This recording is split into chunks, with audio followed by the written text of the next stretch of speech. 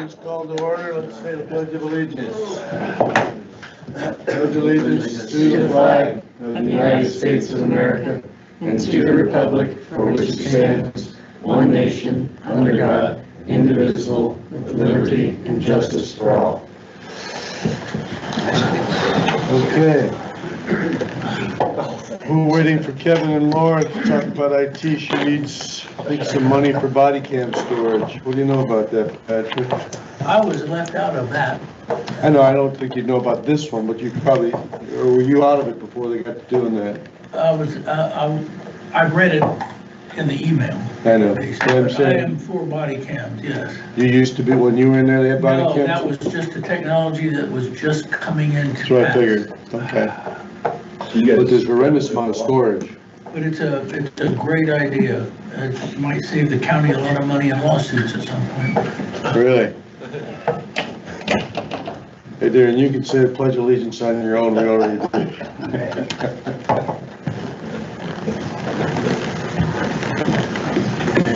So, okay. Well, let's talk about something else, the June 21st conference, till we wait for Kevin. Can I ask a question on the body cam? Yeah. Is that just about storage? Hey Laura, is it just about storage? They already have a body cam. Yes, that's we No, understood they that. do not have a body cam. That's, So we don't have any of our deputies have body they cam? have body cams. That's what the whole presentation's about. Oh, okay, cool, you're here. We were gonna do it for you Yeah, so while you come on were in. here. Okay. Have a seat. Do you wanna plug in, or are you just gonna hand out? Well, I or mean, do I you do sent it? it to all of you. Do you need it? Do you want Can me you to plug in? just talk conceptually? Yeah, so, conceptually, they have body cams. They're terrible. We are. Why, low res? They're just like cheap cameras they bought off Amazon. Are they 1080? I have no clue, to be quite honest with you. I do know they fall off, they get broken a lot, because they're not, necessarily like duty rated would be, I guess how I would explain that. So, the flip side to this is where I come in. I don't really care about the body cameras themselves, because that's not that I don't care. That's just not my concern, right? Like, Right. the equipment is not my concern. But what is my concern is the fact that they got these, they started to store them on the server. My physical server only has so much space, so I ran out of space very quickly. So now we have switched them up to the cloud, and that was costing like, I don't know, $500 or so a month. So Brian has now, sort of mandated an upload schedule from them. Brian Trader has now sort of mandated an upload schedule. So I guess some of them were keeping it on their cameras for a long time. So my $500 a month went now to $1,100 to $1,200 a month for paying to store this video. Is huge. So not only is that happening, but I'm sort of double storing some of it, because the prosecutor, of course, needs some of the body cam data to charge cases. So it goes, but the way it's stored now, it's not like there's a way for the officers to store it and the prosecutor to see it where the officer stores it. So they have to have a copy, because it's not in any sort of centralized management system. Yeah. So, Brian took the lead and found a company that was, so most of the companies that they talked to were super expensive, and the data became theirs, and you had to essentially buy it back at the end of their contract. Brian found a company where that is not a thing, and so, I mean, you can see there's some drawbacks to the current setup, which we worked through. These new cameras, from the parts that I don't necessarily care about, the cameras are in a pouch inside the uniform. Much also they're warranted, so while we're under contract, they get replaced anyway if something happens. There's like a holster sensor, so if they pull their gun, the camera starts recording. Just stuff that you're not going to get with basic, $200. They have to remember, so if an officer's in a situation where they pull their gun, not only do they have to remember to turn on their camera. Not exactly intuitive when you're pulling the gun on someone, right? So there's some really good features, there's some really good stuff One of the biggest features though is that the prosecutor would have immediate, so there's immediate upload from this. It can use any Wi-Fi connection and upload to this place's servers. Then the prosecutor would have access to that. So it kind of links with their calls. And so if Ted knows that you got arrested on Saturday, right? If he knows that you got arrested on Saturday and he needs to watch the body cam data on Sunday to see if he wants to charge you, then he can go do that. He doesn't have to wait for the officer to come in whenever they get a minute, because there's 2 on duty at any time, right? So they might not have the ability to go in. They might not have the ability to go in and upload their cameras for a few days. So then he's waiting. So then there's, you know, there's been all kinds of issues. This gives Ted and his office the ability to access that immediately as well. So that's one of the other benefits. And if he can access it, we've talked with him, he no longer will need to store that. So that will diminish all the storage costs for his video as well.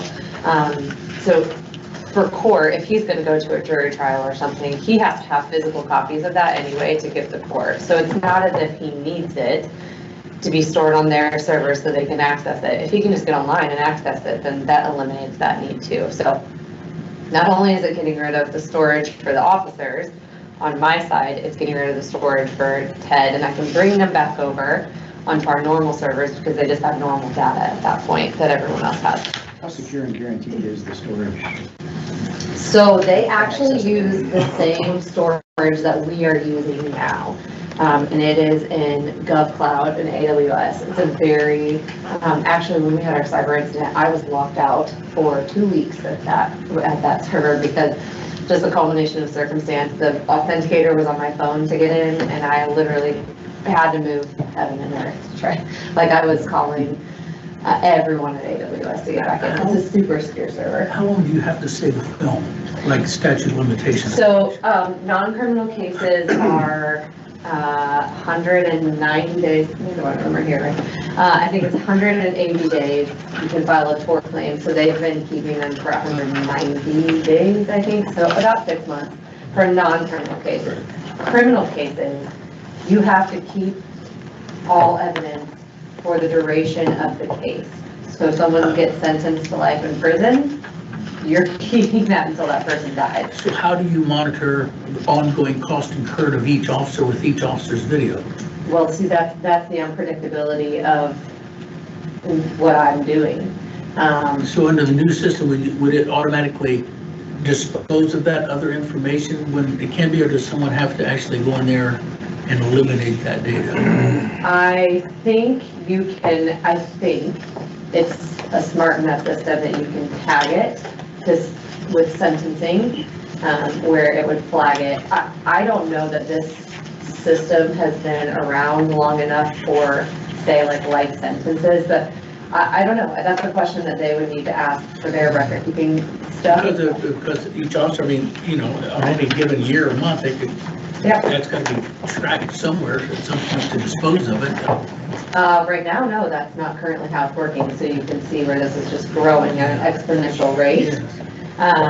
So, again, I don't know, this will help with record management and retention. I don't know that it solves all the problem, but I do know that if you came in and had someone for the prosecutor and for the sheriff's department just maintaining these records, it would be a full-time job for someone to say, okay, we can delete this on this day, because every single day you're shooting video that in 6 months can be, I mean, and you can automate it, but it's not my data. I'm not going to automate that process because I'm not going to be the one that gets rid of a video that they actually need. No, I am not willing to accept the liability for that.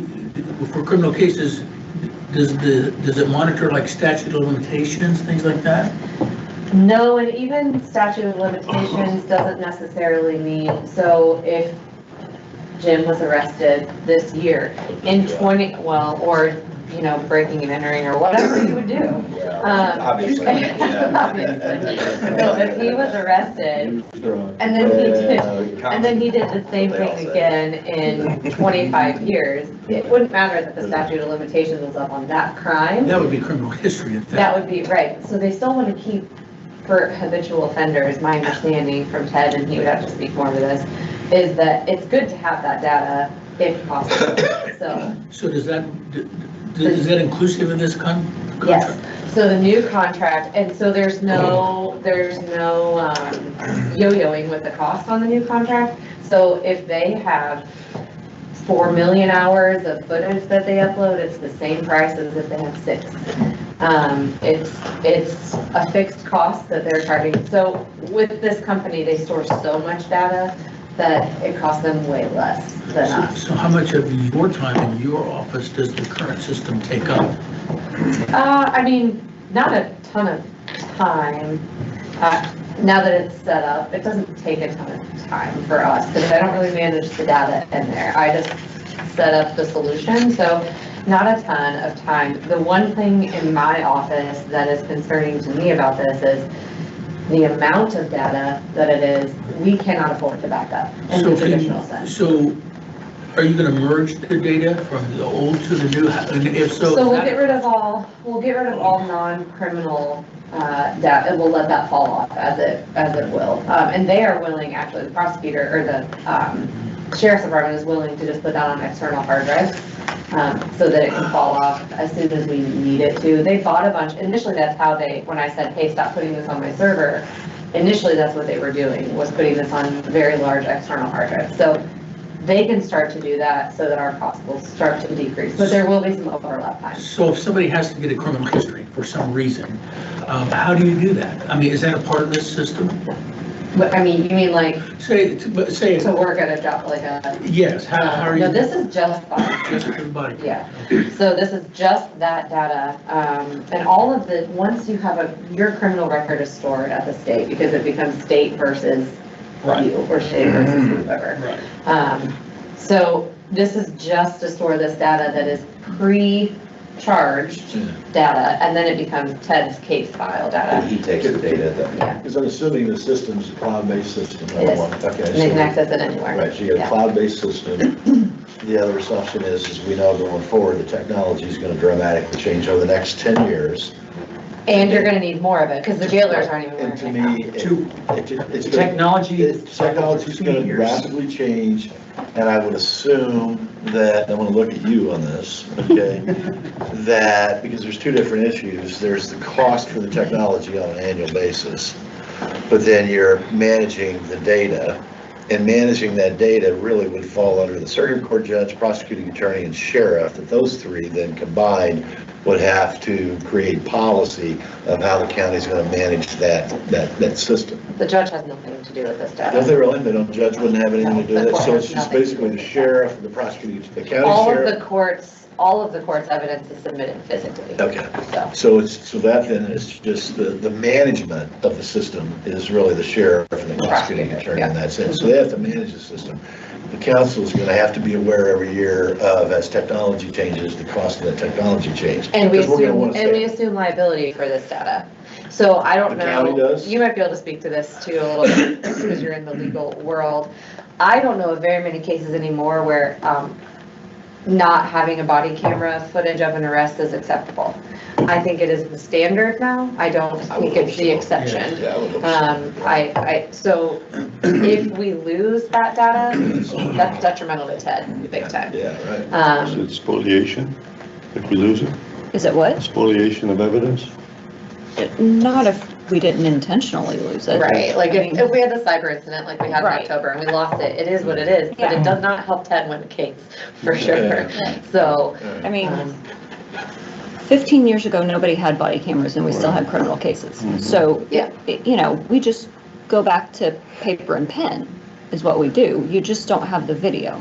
Okay. So, Because they still write reports, right? Yes, Law enforcement still absolutely. But the standard now is Yeah, that. have a body camera. the expectation. And the expectation, and we have them, so the expectation is that the footage is there. So we are assuming a bit of liability in storing this ourselves as well, because if we don't have it, then, you know, So every traffic stop, everything, does the camera kick on? they turn it on.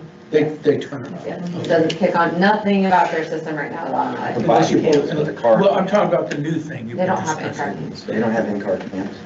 No. The new one, yes, it senses motion, so as soon as they get out of their car, it starts to record, as they pull their holsters So or that's a their. whole lot of data now we're talking. Yeah. So, and that probably, if that's not needed data, there's no way to just eliminate that to save space, correct?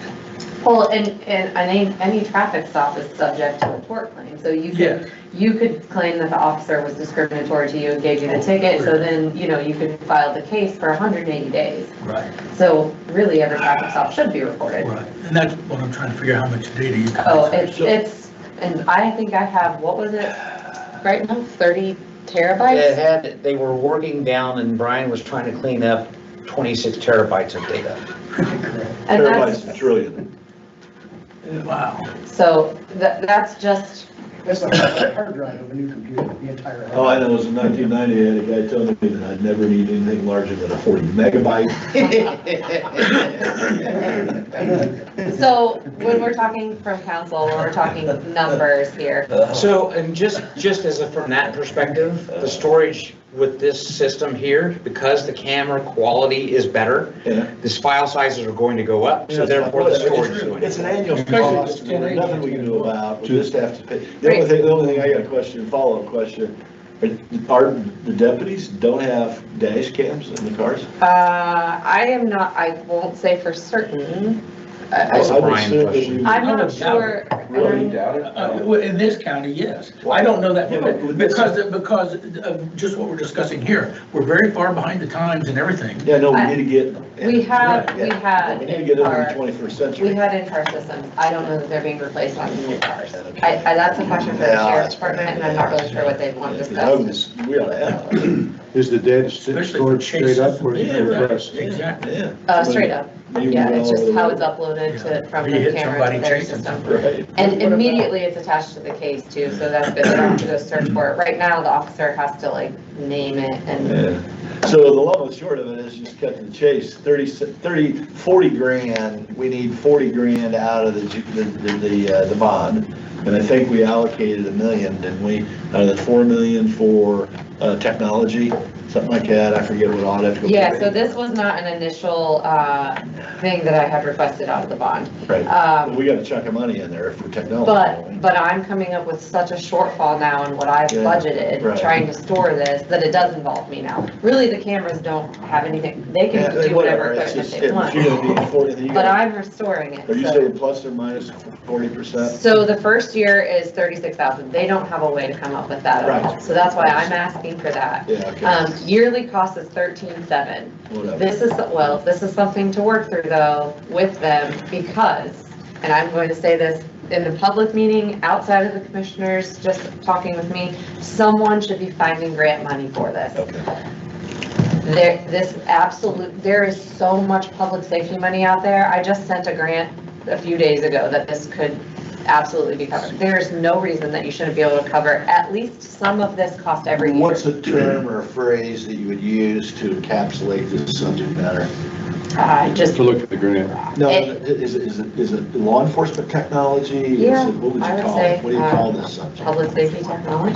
Public safety That technology? sounds good. Okay, Yeah. that's good. So you said there's a lot of funding, like in the, what's one example of the grant? I just sent one and it was actually a schools grant that was like anything that like enhanced security at the schools.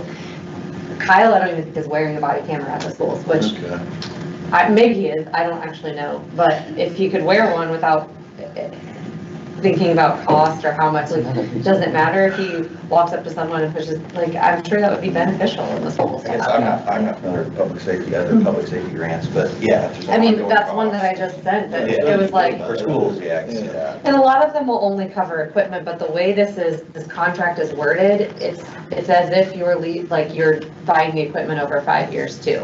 So it's not like it's just a usage contract. I was running into that with some grants where they wouldn't cover like a monthly service but I think this is the way this So is contract there a is written. hardware cost and a technology licensing cost? Two separate? They didn't separate it out, which is good Okay. for grant Yeah, writing, it's fine. because Okay. you want this just to be like, hey, utility is providing us Right. with this Got it. stuff, Okay, and the cost is this, and they've amortized it over right. 5 years. Yeah. So should we? I will say, when we went to talk to Ted about this, he said, can you guys see if you can get this contract for 10 years? Because he was that excited about having Okay. this type of system. It's just, I don't What think about portability and custodial ownership? Is this our data that? if Yeah, something so that's the other happens, thing we about can this just company, we don't have to buy back data. It's ours when we leave. Now, we would probably have to pay some sort of take Transfer fee. like exporting the data fee would be my guess. I don't know, I haven't read through the contract, but they did make a big deal of saying, if you decide to leave and not use utility, the data is yours, you can take it. Whereas I think with, I don't know, Axon or Axion or whatever it's called, you had to buy it back. There was I think I don't know, one department had to buy it back, and it was like $185,000. So they were just like, guess we're renewing, What is the name of this company? utility. It's just called Utility, so utility.com. I have the card, hold up. I was just gonna say, I mean, if there are tons of grants out there and we're considering taking out debt to pay for this. so why wouldn't Now, we go with but grants instead? I will say, the longer we wait to do this initial upfront part here, we're accruing $1,200 a month. That's the only reason I didn't suggest going that route, Scott, because it's sort of a, And we'll be paying, so we're paying $1,200 now, what would we be paying if we do this per month? it is monthly, did I break that down somewhere? Is it cheaper? It's 13,700 each year, so it's about the same. So there's no savings, okay, so it'll be Well- the same or more. Well, I So mean, why would we- we don't, Cost is low. we don't know what our cost will be every year going forward. We have to So the ask more savings cameras. is not the objective here, and so why wouldn't we go? Well, for we will grant? be saving because we will be paying more eventually, but right away, savings is not the, How long would a grant take? uh, A year? I mean, if there's a ton of them out there though, well, I mean, Let's keep focused on this subject. I am focused because I don't want to take out debt. I understand that, but what is that, is there a deadline we're operating on this, when you guys would like to have a decision made? no, I just know that every month, like my budget line for this is already empty. I've already depleted that So money. you're already done, yeah. I have no more money. So regardless, I'm gonna come to you and ask you So for you're an right, additional appropriation for this year. And what line item is that? Which is the only reason I went this route. It's an 1138, it's cloud storage. Got it, never mind. It's 1138 constant section. You're writing, close to writing red ink in there? We Are, already are. Yeah. Okay. are, because it was only appropriated as $5,000 or $6,000. So just connecting this, your budget is within the commissioner's budget, within Yeah, under their. yeah. Huge gap. So that's the only reason I was like, let's, this year, because this is capital, essentially, this year we're buying cameras. But I'm already in the red, so I'm already gonna have to ask you for money I mean, let me regardless. ask you this, have you talked to the commissioners about this in a public meeting? Not, Ask for their opinion, because you're under them, right? So I don't want to get ahead of them, and the bond is there too, and they're overseeing that. they are overseeing the bond. You are? So if you're asking us, you gotta get them, I mean, there's two of them sitting here, I don't know if they can speak, but, Yes. I've this is talked to kind of like, and it's law enforcement, so it's like, we're kind of in a little weird spot here, aside from what you're doing, which I totally understand the importance of. I Well- just don't like debt, I don't like the unexpected requests, and I don't like getting out of the channel of commissioners authorizing, I mean, have you asked them for money? So first, proper process is, this is a new project, so it's us coming before you to ask permission to Appreciate use it. the GO bond. Yep.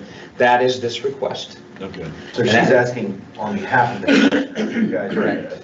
talked about this, a public meeting, and you agree. Yeah, so let me, It's operations, so let it's me not- take the lead on yeah. this conversation, because I appreciate you all putting this in on the front end on this conversation instead of the tail end, right?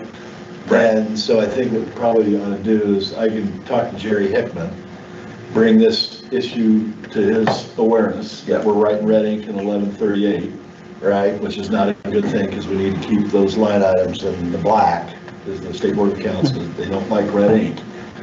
And then the next thing is then how to manage this to get started, and then, year after year after year, of how do we fund this? So, Because the other thing is, it needs to be done. I think the decision needs to be done, number one. Number two, when do we pull the trigger? Number three, how do we initially fund it to get started? And then how do we fund it, on an ongoing basis? Knowing, and we all need to be in mind, knowing that this technology is forever changing all the time. And it's, to me, the highway department and law enforcement, right? I mean, those would be the two, not to mitigate your responsibility, but as a county, those are the two primary. well, also, I mean, this is only going to grow, so Yeah. when you're saying it's not a cost savings, it's because we're doing bare minimum right now. Yeah, The yeah, on-duty, the road officers are the only ones that have them. Community corrections has nothing. They go do house visits, so we're only gonna put more. No, I get it. I think we need So it is a lot savings. more, and that's kind of why I'm pausing here, is we don't have data. I mean, I can see you sitting in front of us in 60 days asking for something else in addition for No. public safety, like car cams, like. That's Brad's job. I'm not, Don't you think- the only reason, Well, but it's. it is though, because this is Yeah, separate. careful. No, it is Brad's job, because the only reason I'm here sitting, talking about this is because I'm storing the data. I get it. I've never stored the data Totally for get the it. car Yeah, that's cam. just- And that's what So I that's a want, separate though, what I project. want is for people who are all responsible to be aware, informed. They asking, So to go with this, we had an information gathering system that she prepared along with Brian Shearer. Yeah. It is simply an information. The process as I see it, as it goes forth is, this is go bond request along with the appropriation of existing funds that is shortfall. The appropriation discussion is that doesn't have to come forth in public because it's, again, it's a shortfall. It's your decision as to whether you go back and appropriate the $24,000 that was rolled over from the prior year. So We this didn't, is- get- we didn't this get is- to this I missed that part. part. We didn't get to this part Into yet. that part, So- that's part of this request. The part of it is, the first part of it is, from a process step point, to me, is we have this opportunity that's been viable, it's been discussed in the sense of, yes, let's put the information together, you're the decision-making body with regards to the spend on the go bond as to whether it's appropriated for, Right. or allowed to authorize commissioners. Right. Once we get that due, we will do our due diligence to go through, review the contract, Right. put it in place, discuss it in public, move forward, sign it, Get if it it's done. approved and that stuff, Yeah. and then it will be left to and turned over to the sheriff's department to execute and implement with IT. The shortfall. That's where I see that process. Yes, so we have to approve the funding, obviously. The shortfall request he's talking about, because I am already in the red and we're continuing with this system right now. Last year, we went through and saw how much I rolled over into the cash balance of CUNYCAP. I went through line by line to see which line had a surplus last year. It ended up being $26,710.29 that I rolled over. You know why? Some of that was timing with invoices, because I bought a lot like at the end of the year. We don't encumber or. No, we don't encumber anything, right? Okay, so. You guys stopped that. Wasn't me. No, we didn't stop that. Yes, you did. It's in the minutes. We You want me to stopped get it? the encumbrances? You sure the heck did. I'd like to reverse that today. We can't do it today. I don't think we can do it then. I don't remember doing Well, it let's then. just- Anyway, side point. Anyway, so no, I didn't encumber anything. Yes, we gotta encumber things so so that those invoices. I am can be asking for the paid cash right. balance to be moved into that line. It's just hard to talk stuff about that. Yeah, I just am asking for that to cover the shortfall, because So that makes sense. this year. Um, So that I am asking, I don't When know. does that need to be done? That's, Gotta So pay a again- bill. this is ASAP, so we. So again, the expectation is today, which we commissioners are taking for, this is being presented, put into public, allowing the next stop, allowing the various people to be engaged with this over the next 2 weeks. We would like to see you, the council, mull over conversations, maybe gather some information about additional functionality and questions that we heard there from Brian, so you can come before and get those things answered You guys and look into have it in public your safety grants 16th. For our next meeting, look into these public safety grants. We can have ARA look at that if we can. Yeah, like, if there's a bunch out there, we need to tap. And because especially I will say they're when we're looking competitive, at debt, especially when we're looking at debt. We gotta So- turn over every other sum, including your budget, as Understood. commissioner, right?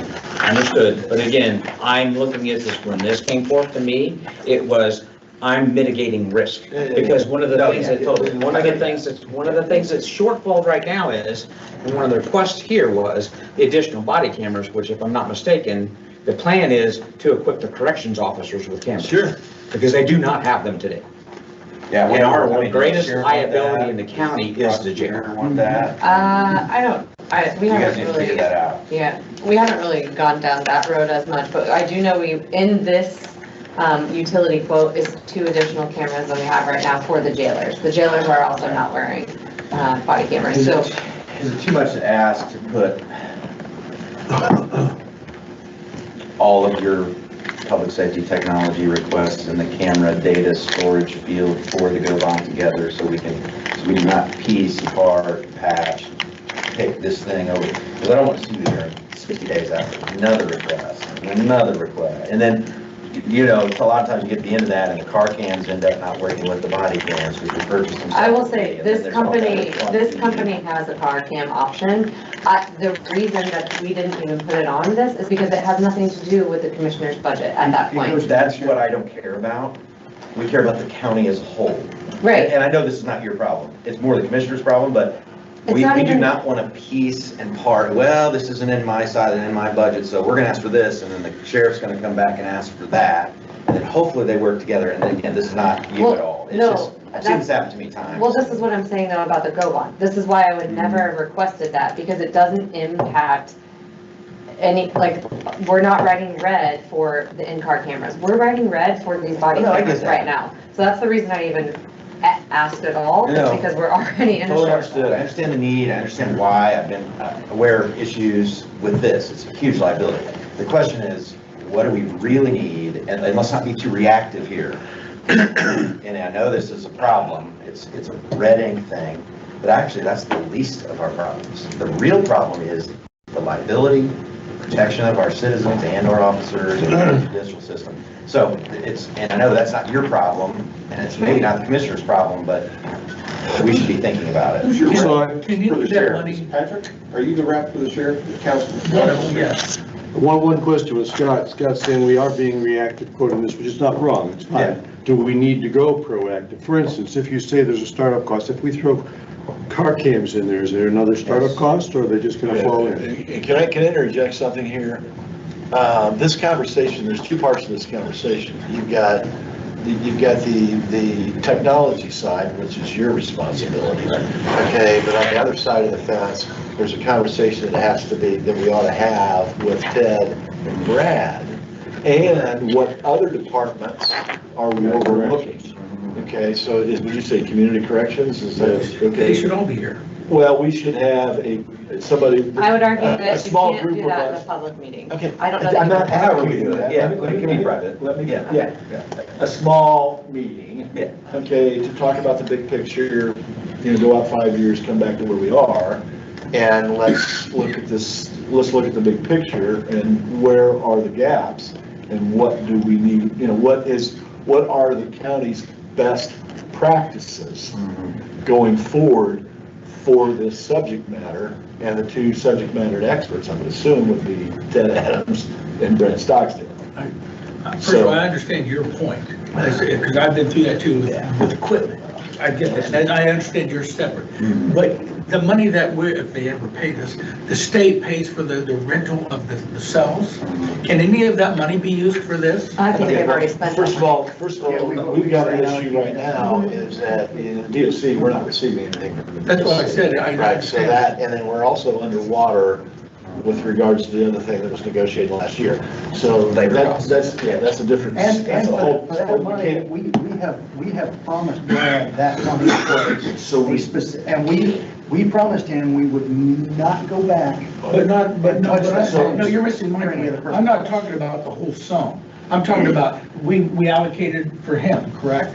But my understanding, there would be funds, if they were paid, over and above what Brad would receive out of that, and there would be an excess, is that correct? Yeah, but there, We're not there. the deal we made with Brad was that was all his for salary stipends to cover the cost of Yeah, it. but he's saying if he added 5 more people to the cell, he could have more money to pay for this. Yes, that's exactly right. That's something we have to renegotiate with If it Brad. happens, and if we get paid. But you will get paid, I know In the that. context of today's conversation on here, so. Yeah. I understand Let's that, get but refocused. it's still money. We're still- Is that you're gonna come to us and you're writing Reading at 11:38. And I need, that needs to You be, need 27,000. Why don't we Well- start with that next meeting? Yeah. let's So get rolling. that our regular meeting coming up, Yeah. the 16th, 16th. the 16th, that needs to be on the Yeah, let's agenda. get that. Mhm. Yeah. Okay, so that would be. Shore that up. June the 16th, and we need to do our work.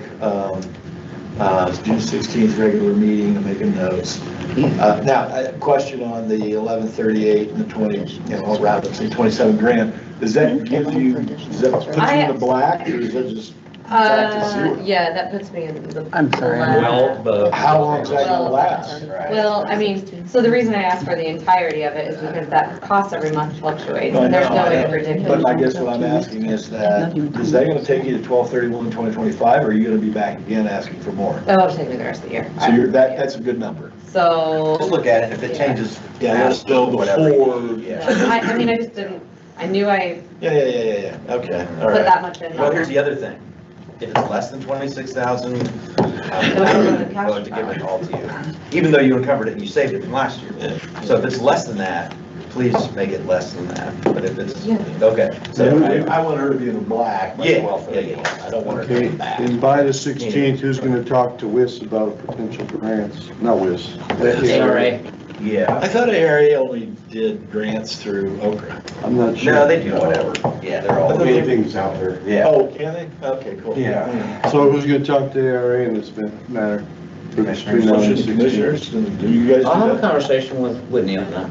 Yeah. I mean, the police guys, the sheriff's guys got to identify the requirement. If they want equipment, what do they want? Yeah, I know. Okay, so you can ask All right, them. but for right now, okay, cool. The All right. ARA is the county So, resource. you need the 27 grand on the 16th. Well, but I and don't we think need it's to- been presented as a county resource. I think the presentation of ARA is that only the commissioners are allowed to talk to them. I don't know that that precedent was set under you all, but that is, I was not under the assumption that I So could Tim, talk to. all departments Really? use ARA. Yeah, really. I Okay, mean, let's and I'm clarify not the that. only one, I'm not the only one that has that. Yeah. Let's clarify that. Is that fact, or what goes on there? If it's under the commissioners of control, yeah, like if a department wants to request grant writing, why would you say no to that? So the answer is yes, the departments can use ARA. And the preparation for this coming meeting, it's not going to Hold on a happen. second. It's not enough time. Tim, is that a yes or a no? You're, Publicize. I don't understand your question, Scott. Can department heads use ARA? Why couldn't they? We just say yes. Why would we say Can't that? advertise it. So you don't know? Well, I think. I don't know, I'm just telling Hold you, on. what do you know? I mean, If the it sounds sheriff like wants they- to request, there's money out Never there mind. for equipment, and the sheriff can certainly ask it of the commissioners, and we Okay. can task the ARA to write the grant. Yeah. Okay, So we so need to go thinking, through hold you, on, is that hold what on, you're hold saying? on, hold on. Thinking back to the discussion of the grants and ARA, there is a cap limit on the number of Okra grants the county can pursue and hold at any time. So I believe the discussion on that went back to, we don't want just anybody without going through the commissioners approaching ARA Yeah, to that's open up fair. a grant that's going to Well, we also impact don't the want rest of the to county. So stop that's, anyone from that's, asking. So, if I'm yeah. going Figure it out. back, if I'm remembering right, that was this discussion that left ARA to the commissioners. So Kevin, So can you that a talk to ARA? smaller group of people And could then we'll just monitor get how many through grants the- were open. whatever this is. Okay, so protocol, Laura, you feel it out there that'd be helpful for you to talk, but you need to go through the commissioners so we don't overburden our situation. That's the protocol we'll agree to, right? That's what I already thought I had. And it's not Laura's. Okay, that's fine, decision, but you did, I no just one want to else make sure can that it, people so- will know that too. Yeah. Yeah. Okay, so we want to do that appropriation. We want, I mean, really, we're getting to the cumulative capital plan, Tim, which I think several months ago you had said you were really well versed on and had done that a lot in your federal experience. Is that something you could put into your capital plan, the technology requests for Probably, public safety? Scott, that'd be SOP. I'm sorry, what? Why wouldn't they? Why would every I'm department asking have a you, capital yeah, I'm improvement hoping you're plan? doing that. Yeah. Oh, why, good Well- idea, Scott. I mean, are you doing, I mean, Good so idea. you're already Wow. doing that? Well, wait, time out. The entirety of this expense is Good not, conversation. the entirety of this expense is not capital though, because Well, storage of data is not a capital expense. Data is not. So really, this would not fall under my capital plan, because the equipment is not, unless everything's restructured right now, sheriff's equipment, like, in-car equipment and stuff like that is not under my capital plan. For the So, technology side of. I guess to speak to what he's saying, that would be under like the sheriff's departmental capital plan. So, but you're Okay, so- asking for technology here, is this not capital? So yes, because part of getting out of the red for me is them getting these cameras. I am asking for some capital money to be spent right now. This is capital. Does that make sense to What you? is not capital though? So this does not come under The capital? storage. The storage. The which is storage, so like the different. cloud Yeah, yeah, storage yeah. fee, The yeah. storage being inherent to the cameras does not come under capital. Because it's a service, if It's we had a operational, service, yeah. if we had a service, then it wouldn't. Much of what, Because we're using a service to do that, then it's not. It's like I've had a brief conversation So- with Susan about this. Much of what is in my budget is in capital and should not be in capital. But the transition of getting that out involves coming up with a capital plan to get some of this expense out of other places. So Good it's thing he's all over it. a long all right. process. So let me quell that a little bit. We're working on Yeah, capital no, plan. Yeah, it's 10:45, I think we've, Who is we? Me and her. yeah, let's, Oh, let's- We're working on I think we've got We this. have equal parts, we have isolated sections of this. Yes, So you right. split it across the responsibilities. I'm looking at highway department. Thank you. I'm looking at IT, and I'm looking at the health department. Good. And now if you choose, or if, I think Tim will be fine with it, I'll have the conversation with the prosecutor's office and the sheriff's I department. think that would be helpful to move it along. Corrections. I don't think we have a number. So, Thank you. Hey, Cliff, that's fine, it is what it is, so. Yeah. what So I- Julie again, just said that I'm too late for now to request it for the next the appropriation at the next It has to meeting. be July. So Yeah. We're not We'll losing remember. money So by at the- waiting, so I mean. So what's, it's a risk. so help me so the understand. process, Yes. here's the process. Right. Right? She presents this at the commissioners meeting and commissioners say, yes, we need to ask for an additional appropriation, and she submits that to the auditor in time for the deadline for publication for the July meeting. got it. Okay. Deadline for publication for the June meeting. I is actually already don't even passed. need to submit anything to them. Apparently it's their budget, so they can just request it from capital. And that item's not time sensitive, it's more body cams where we have the risk. And so, in the meantime, at our next council meeting, how do we, if, let's say they do the research and Kevin and Laura do the work, okay, here's what we need, it's X money. What do we do then? I think you have lots of things that you've talked about that, I don't know if Laura's clear, but I'm not clear on what you're asking her and the commissioners to come up with. So- I think she came with body cam and body cam storage because that's the need that they have right now. And now you all have tasked her with potentially community corrections and potentially dash cam video. So clarify what you're asking. Yeah, Okay. To help, yeah, my takeaway, technology, that other subject matter yeah, is not under her domain at all. okay. Okay, at all, and because that is that's the prosecuting attorney, the sheriff, community corrections people, commissioners, they need to facilitate that conversation. But we already have So, in the well, that's background. good, so, but that's a separate issue. Let's not conflate this other stuff with the two. Well, hold on, Kevin, just real quick. Let's What I not- think what you're, We've got yeah. two issues, it's going on 11 Yeah, o'clock, let's yeah. not beat this I subject think what you're matter to saying death. though is, This is an ongoing, never-ending subject matter, because the technology's gonna change, the liability's there, and we just need to get organized and, you know. and- Jim, are you saying that you want them to take a more comprehensive look and maybe a little bit more long-term about our technology? I'd like to see Brown County get into the 21st century, okay, so. Okay, that's gonna Take take baby steps, the body 9:48, cam by the way, Baby that steps. clock is wrong. So, I'm sorry about Can that. I throw something Clock's out? wrong. Yeah. When are the budgets for next year due? It's July 9:48. 1st. Okay, July 1st. So Yeah. the IT budget for data storage is gonna request like $100,000 for next year. Okay. Are you and I- guys prepared to come up with that? Because I'm- if you can't give money out of the GO bond and can't promise that by July 1st, that's what the budget should probably ask for. Okay. Because we have to plan by July 1st, the budget for next year. And if we don't know that the body cam situation is gonna change, that's probably what we're gonna ask for, instead of $6,000 like we did this year. Thank you. You're welcome. All right, let's move on. So, I'm gonna, okay, sorry, I'm gonna do my recap because everybody's gotten an opportunity. There we go. This is where I'm going to give you a list of what I believe I'm going to be delivering to you. I, at this point in time, have done what I believe are due diligence to serve an immediate request. The request with regards to the overall asset plan with conversations to the sheriff's office, the prosecutor's office, the corrections office, the probation office is not going to happen before your next meeting. Yeah, I get that. Right. Yeah, no, Right. That's fine. So my fine. request is you still consider doing that as a first step Right. with the appropriation from the GO bond in your next meeting.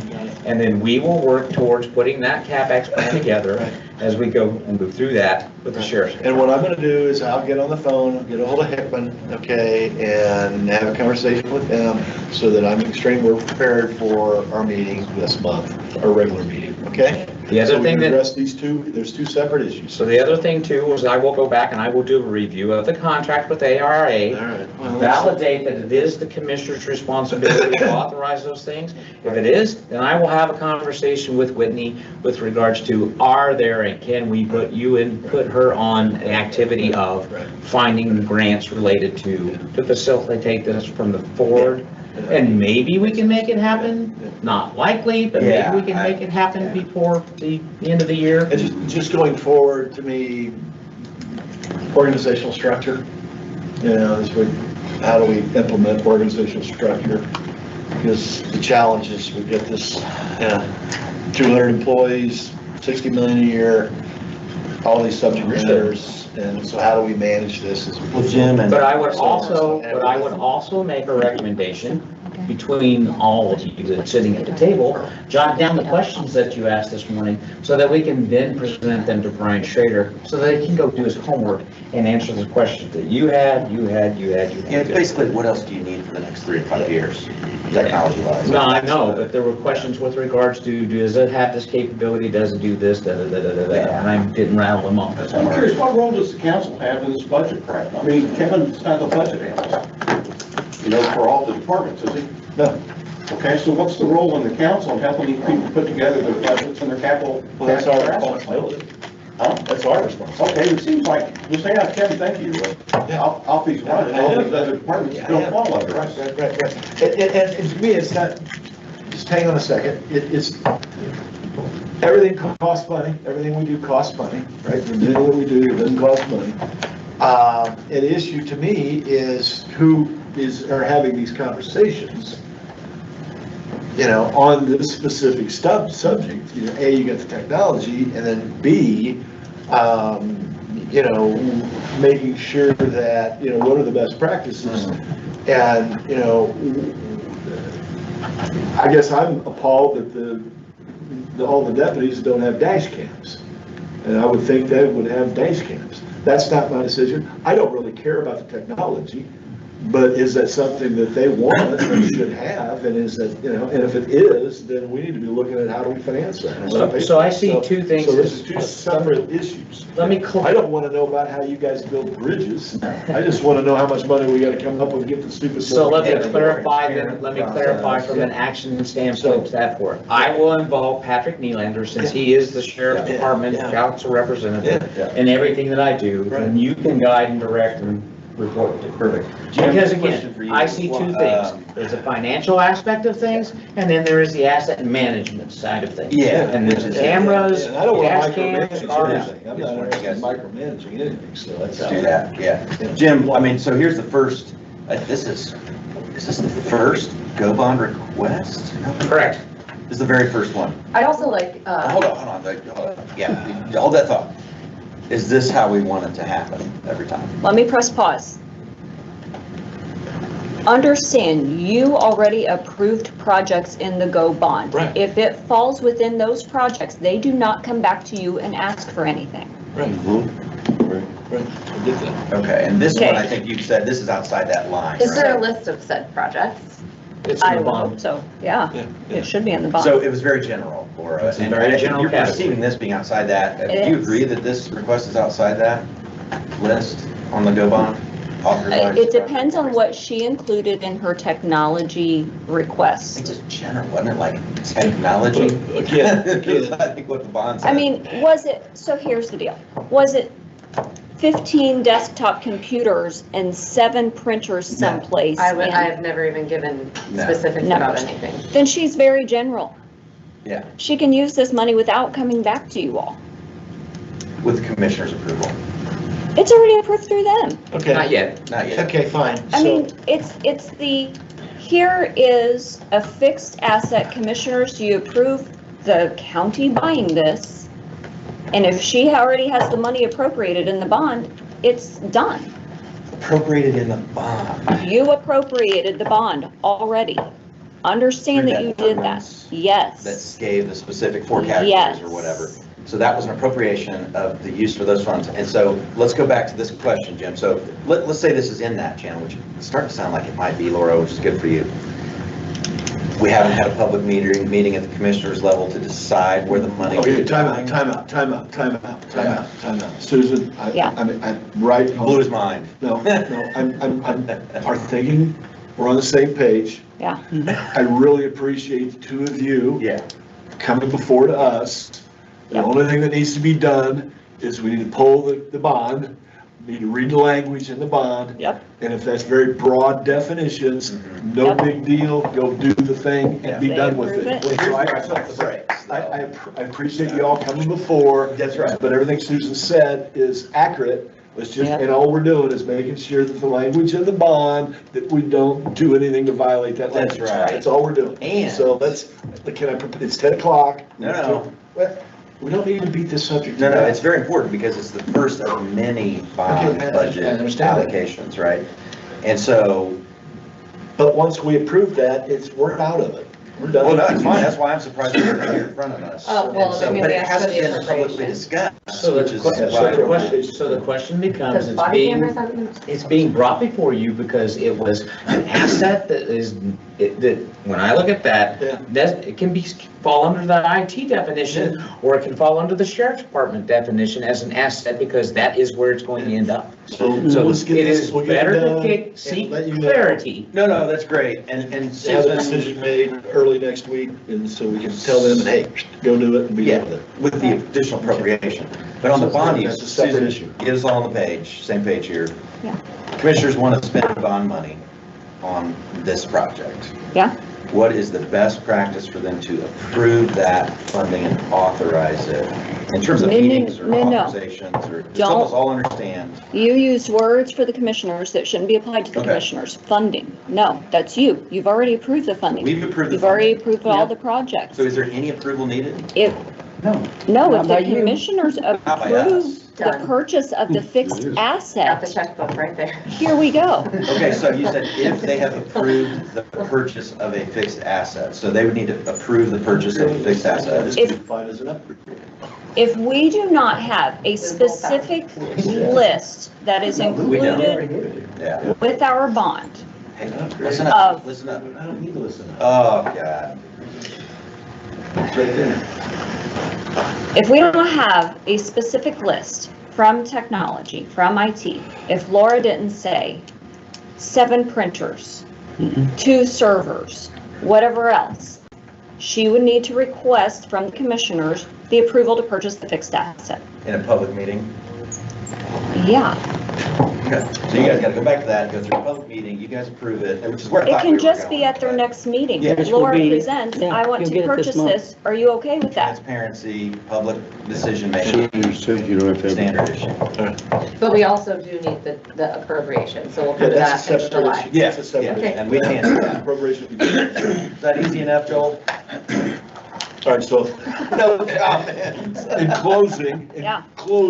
Yeah. the closing argument Yeah. boy. is section 4. Yep, The 40 grand is over, nothing more to discuss. yep. You're gonna go before the council and say, hey, I need 40 grand, you guys are okay, okay, Commissioners. commissioners are. yeah, I want to done. purchase this, Yeah, because right there's the definition, very broad. very broad. It's In other also words, for we that. didn't need to spend that time. And so. Thank you very much. Clarification We're for done. you. That's not Thank our you, Laura. interpretation. Thank you.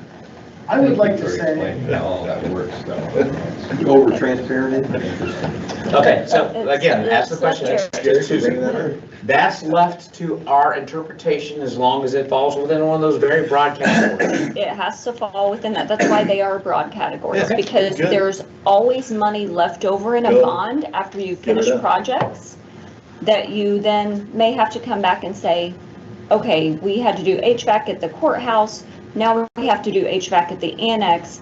We didn't, we create this broad category in a bond so that we cover, and a bond so that we cover all HVAC in all of the county buildings. All right, what's next? Like a What's good on the agenda? All right, thank you, Laura. Thank you, Laura. Bye. Yeah. Thank you very much. I appreciate all of you coming to us and letting us know the Yeah. expense. Yeah, I mean, I feel free to talk to Susan ahead of time, so you don't have to waste that in our meeting. All right. but- It wasn't raised, it was a Well, yeah. conversation. Hey, Laura, No. I love the YouTube thing, man. That's Me pretty too, cool. good job. You're all YouTube Finally, some YouTube thing is great. Good. What's next there? I know it's gonna break your heart, but I need to leave. You do. It's just terrible now. Okay. Gary, is there anything I should be involved in moving forward that you can't do without me? We'll probably get pie, Scott, You sometime. sure? Yeah, Alright. this is why we didn't. Joel, I hope you have a better day, you know? Yes. Oh, Yeah. you're gonna go golf today.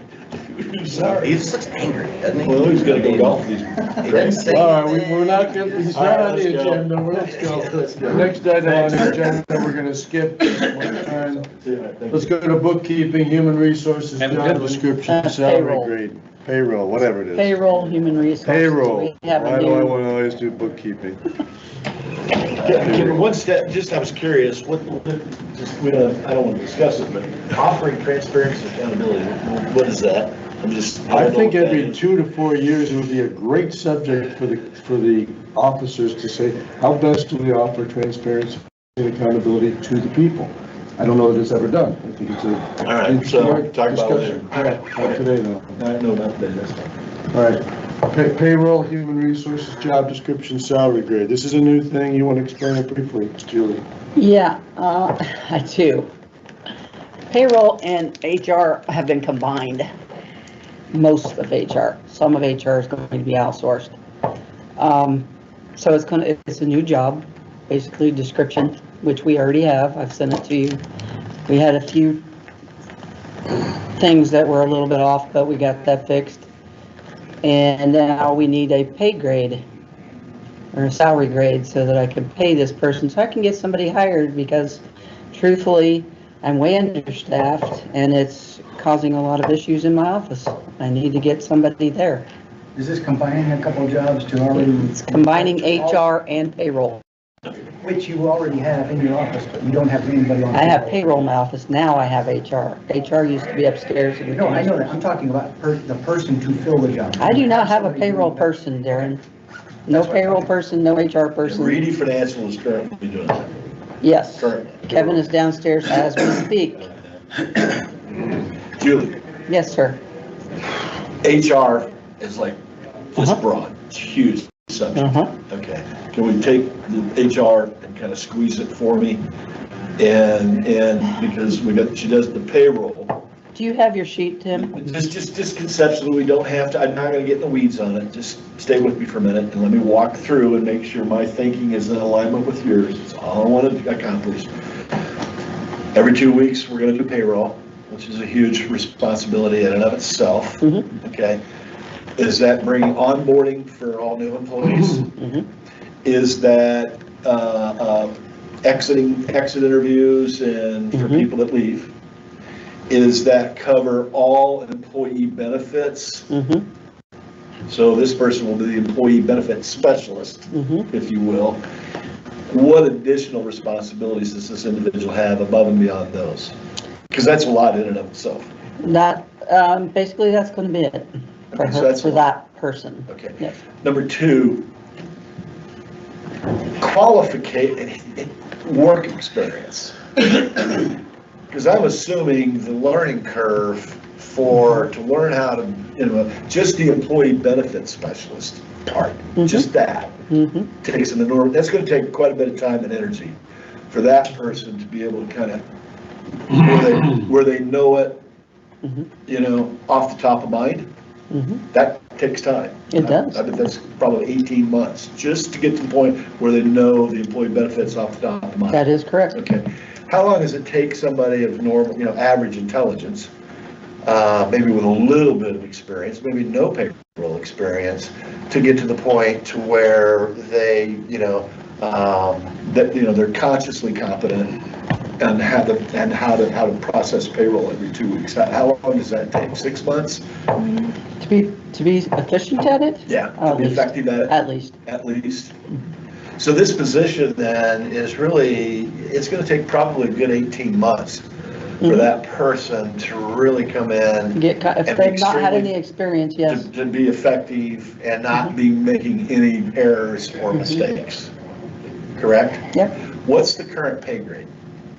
8. Oh, wow. So if they do have the experience. There's no way we're gonna buy If they this. do No have way. the experience to You're come in correct. and do this, There we're isn't. not gonna be able to afford Well, you it. can't, and see, to me, and this is just my personal opinion, okay, this position is at the very bottom of the funnel. Yeah. Okay, and it's an extremely responsible position that we as an organization cannot afford to have turnover. We're setting up failure if we go. This for is eight. Well, sure we are. This It's is my not. It's 6th insane. payroll person And how long, how many months? in, oh my, jeez. Probably 10. So is this position, is this a $45,000 a year gig, 50 grand a year? I mean, what's this, what? Well, I've got a mess, Lori's actually getting back with me on that, because I Okay. asked her. So, yeah, so I would be interested to see what Lori's, I mean, what's a fair and equitable Well, let me see if she's sent me compensation back for this position? anything yet. She's actually getting it for me now, so Okay, she's working on it. But the truth of the matter is, I'm sinking and I need help. yeah, I know you are, I know, yeah. Yeah, because also too, this position is, trying to find. Because right now, I'm doing HR. Trying to find someone, trying to. And my job. Okay, well, if you need any help on the employee benefits, call me. So, Connie's actually coming in, or actually who I call, and she'll do stuff for me. I've got somebody that wants 10 kids added to his policy. okay, Yes, 10. 10? Yeah, 10.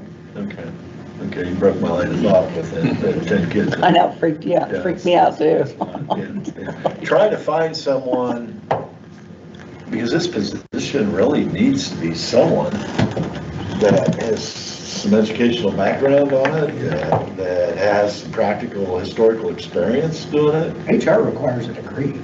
So, well, this could be, keep in mind, this is when I say it's onboarding, it's exit interviews, and it's employee benefits The scope specialist. on the HR split is anything related to payroll is. Is what I have. They control the money flow Right, in, yeah, and that's it for HR. For each- And then we're gonna outsource the rest. HR payroll, or whatever you want to call Right. it. Right. The other HR, the more sophisticated skills that we need, we're going to outsource, we are outsourcing. Yeah, okay. Yeah, Yeah, that's fair. I just wanted to make sure I understood, which I Right. thought I did. Pay. you did. Yeah, You yeah. can do the pay, she owns end to end, shows the Yeah, whole yeah, cycle. yeah. So and going back to a previous conversation, in 2023, I mean, this person really has, management capacity because they're managing a subject matter, right? Not only do they, and when I say, and if let me define management, and that they have to make decisions. They have to inform and or advise and help people make decisions, correct? Okay, so that would be, Plus we also have the actual insurance companies that come in to help with that as well. They come in, like Apex comes in, yeah. and then the different entities also come in. Because also, for example, does this person under this job description, are they going to be responsible for making sure that Doug is paying Sun Life? I'm sorry, but Doug does not pay that.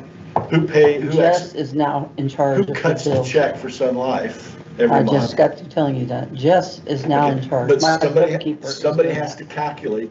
Correct. Is the payroll clerk gonna do that? Calculate what? How many employees are on the group medical? Yeah, everything's gonna be verified. Okay, is this position, are they the ones, because there's an specific Excel spreadsheet that they populate, because they see it. gotta understand how many people are on the group medical to come up with the total Apex, monthly. as well as us, will be checking that to make sure Okay, that's not my everybody's question. on The it. question is, Julie, is this payroll position, is that part of their responsibility as well? It is part of their responsibility. Okay, so that's an added responsibility of having to calculate that, and then you guys can do your And then process. we'll pay it. Then you pay it, okay, yeah. So the pay grade 14, 15 is coming to my mind, because if I go out and look at the county and look at, the administrative assistant for the commissioners, you look at the person within the health department that has an administrative capacity, right? What's the assistant superintendent of the highway? If we look at those that are in positions of kind of almost exempt, I mean, you could make an argument they're exempt, right? So I'm of the mindset of, pay grade 14 probably is with that position, just off the top of mind, All right. with nothing to support it, right? So where do we need to go from here? We need to hear from Lori, and then what happens? We need to make a decision And then on I- pay grade. Yes, we need to make a decision on pay grade. Right. You got the job description. Correct. And then I go about getting someone. So, Putting out the okay, so feeler, can we make the finding somebody. decision on the 16th about the pay grade? Yeah, You'll have information, Yeah, we'll so let's also put that on the send agenda, it to us. and then get back with this one with Lori Sheely or Yeah, Sheelan? Sheelan. Sealan? Sheila, Sheila. S-H-E-E-L-A-N. Well, you got Wagner, Irwin, and Sheely. Yeah. yeah, hers is, yeah. Hers is a different name. I know, that's where I get confused. Um, Yeah. And Is a so, pay grade 14 high enough to get the person you're Well, looking she'll for, find out. in your opinion? Private sector, no. Yeah, no, we're not, I was we're gonna not say- gonna be able to compete with the private sector. do We you aren't gonna need be to able to know what the compete. pay rate is at a pay grade 14? We're at a gonna pay find grade out. 15, so that you can calculate your difference and make a determination, right? Is that enough to get a person in here? I think. Not only enough, but how do we keep them? Yeah. Keep them That's is the big bigger thing issue. right there, is to them, keep them. Retention is the bigger issue. Okay, when you do this for us on the 16th, bring into the information on what it's replacing in terms of salaries, payroll and HR. Is there sufficient in there to give 14 for two positions, or how's that configured? Well, between the commissioners and myself, we should be able to come up with the money to do that. Okay, so it's inherent in the budget. Well, we gotta find it, it is what it is, so just. Well, no, I'm just saying, because you got two positions, it may already be in there, right? Well, I have what's left from, Yeah, right, it's left. yeah. Plus you've got vacancies, so there's money accumulating, quote. You said a lot of the HR is going to be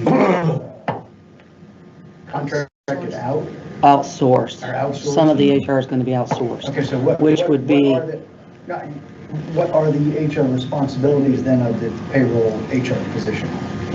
More of an HR liaison with the outsourcing? This HR position will be basically onboarding, doing all the benefits, and making sure everybody's, just basically anything that has to do with payroll or money will be, or benefits will be what the new position entails. Anything else that's a higher hierarchy will be outsourced. To, And that'll be up to the Well, they'll commissioners. Working on it now. Yeah, it's what- okay. yeah. So anything that involves Look at the You know, personnel manual, HIPAA issues, personnel conflicts, all that. That's gonna be That's going to outsourced, be yes. Disciplinary.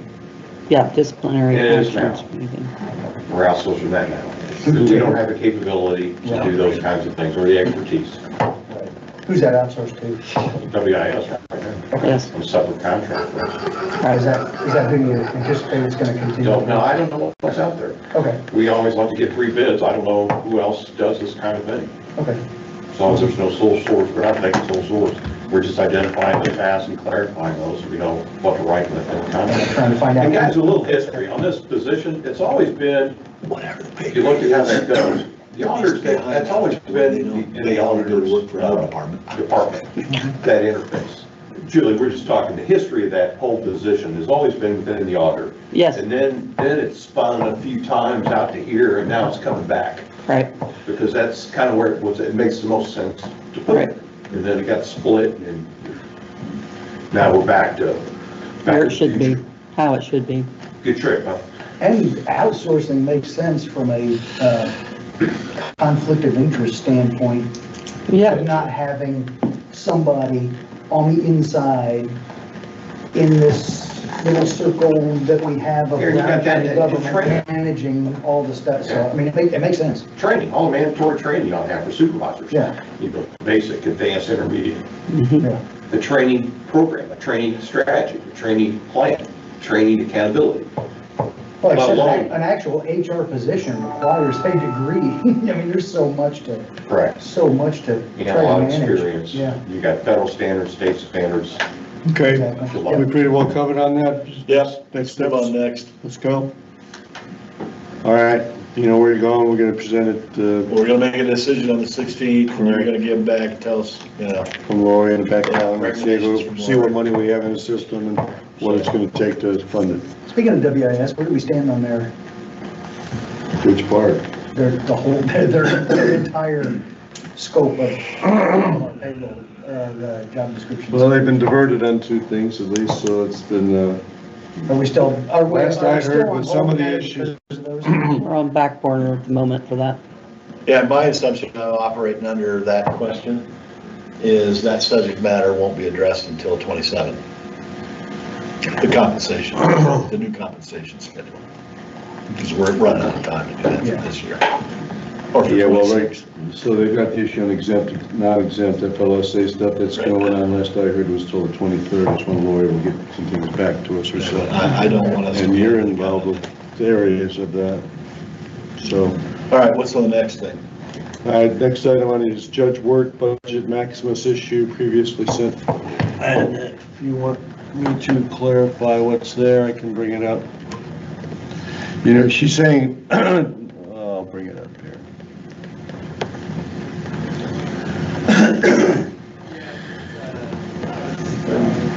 Yeah, she's dealing with kind of small pocket change in the grand scheme of things, isn't she? Yeah. 15, Well, 18 grand. she's just got some limitations. I mean, it's like, Okay. so, So why don't we do this, because she's kind of giving us a heads up, and I appreciate that. But then once she gets her Form 1 submitted to Julie, then from there we can take a look at it. all right, this was, I don't think there's nothing, you know, Maximus does IVD. They also do the reports. Well worth what they, that is excluded from the directive, you get 5%. So I'm gonna make the motion that we table this, and let's get her Form 1 in. Once we get her Form 1 in, we can review it, sit down, and then move on. acceptable. Okay? Sound good to you, Julie? Okay. but I'm for the judge on this one because Maximus is very, very good. Yeah, anyway, I don't, Budget progress, July 1 deadline, liaisons. Are we contacting our people and to, Well, let's talk about this, because it's, I've already started on it. First of all, and this is why on, the circuit court thing, my takeaway right now is, first and foremost, Susan, it's communication. Historically, the council, they have gone to where they did a Monday, Tuesday, Wednesday, Thursday, I don't know, 3 or 4 days a year. intake? A year where they bring, all the department heads would come in and everybody, 3 evenings. not to be disrespectful, but it was kind of a dog and pony show. A little bit. Okay, last year, we had a 1-day dog and pony show. My understanding, that's not a statutory requirement. That's not a statutory requirement. I think what it allows you to do, and what I always advise my clients to do, in that where you allocate 10 minutes or 15 minutes per department, ask them very directly, if we have to cut the budget, where can we cut your budget? Okay, Because you don't want to arbitrarily cut and then. time out. We're not, yeah, but hang on a minute, that's not the approach for this year. We're doing a completely different approach. All right, that's a good premise, so let's just say what I was. Because what we're not gonna, what makes no sense, and I will argue with you for hours on end over this. Fantastic. Perfect, all right. I wanna watch some of it, we'll have a special meeting for that one. Right. If I'm running a department, I'll win. if I'm running, You will. if I, all right, Okay, go ahead. well, we contracted with you. You're $200 an hour. I think we set a benchmark, 30 grand a year. That's your budget. You got 30 grand a year to operate. We really don't want to go over that. If I'm managing a department, I don't need the council or anyone else trying to micromanage my department. What I want to know is how much revenue am I going to have for 2026? So what we've done is we've told, and we've, most of the departments, matter of fact, I think there's 25 plus or minus one, okay, are all funded out of the general fund. And it's the pressure on the general fund is where the challenge is for us financially. Yep. Okay, so we've already told them to stay at 2025 budgets. Hopefully you can cut, because in the motion, when the motion was made, my recommendation to the council was we keep it at 2025 levels. Yes. Minus 5%. That was Scott that threw that in at the meeting, okay? So fine. That's what. That Where was- we're at. Go ahead. My point is, Anyway, sorry. my point is, I'm assuming they will all do their due diligence and try to keep themselves at the 2025 levels, right? So hopefully they'll do that. We'll see when the Form 1s come in. All right, if we have Form 1s that come in from those 20, because the process, folks, guys, just so that you're aware, and a finance committee, in my conversation with Jerry Hickman, Julie, do you get the Form 1s in an Excel spreadsheet? No, I get them in paper. Okay, because I was told by someone, it doesn't matter who, that they were submitting the Form 1s in an Excel spreadsheet, so they all have their Excel spreadsheet files. That's not Can true. we not request that? I don't get them. in So you're Excel. getting it in a paper-based form? Yes, Okay. they give me their budgets in a paper. All right, time out. I want you guys to be aware, all right, of what the work and responsibility that I've decided to take on myself. As your Excel, as your paper-based, which I assume they're all gonna be paper-based, as those Form 1s come in, I'm gonna be over here, because I'm probably gonna block out that first 2 weeks of July, if not, a big part of the month of July. I'm gonna take all those Form 1s, okay, and I'm gonna take them to my office, I'm gonna scan them. You're gonna take copies of those Form 1s, you're not taking the actual I didn't ones. say that, I don't care whether it's a freaking copy, Jesus Christ, people like to get the weeds. Yeah, I just, give me a copy. Stick to the facts, Yes, make sure the folks. copy's square, I don't want it like twisted or thing. Okay. So then I'm gonna come back to you, Susan, here in a minute. I'm gonna go through those Form 1s, every one of them. And then Reedy Financial has given me, and another person at Reedy, given me their Excel file, and I'm gonna key all that data in for them, right? And then I'm gonna put together reports for the council members on every department. And what I'm gonna look at is I'm gonna look at right out of the gate, who's under 2025, who's over 2025. So of those departments, now, within the general fund, the BHAG, okay, big, hairy, audacious goal, is really, we all know it's gonna be what? Sheriff's Department and the jail. Because dispatch is paid out, I believe, the 911, right, is where it's funded. It's not funded, dispatch is not funded out of that general fund. So my assumption, hopefully, I'm hoping and praying, that the general fund, that we're, for the most part, should be pretty good there, okay? We're not writing any red ink at the end of 2026. From there, it moves into the highway department, which I've already started. I sent out an email yesterday. The highway department's actually in pretty good shape, okay? Health department, who's got the health department? Judy Swift. Judy Swift needs to get with Melissa, and go through there, and hopefully they're okay, right? Because we got the Chair. Brad, hang on, don't break my train of thought. I'm having to do this off the fly in my mind, okay? I don't have it written down. You got the sheriff deputies, dispatch, highway department, check, health department, check, and then the commissioner's budget. Those are the big ones, especially the commissioners.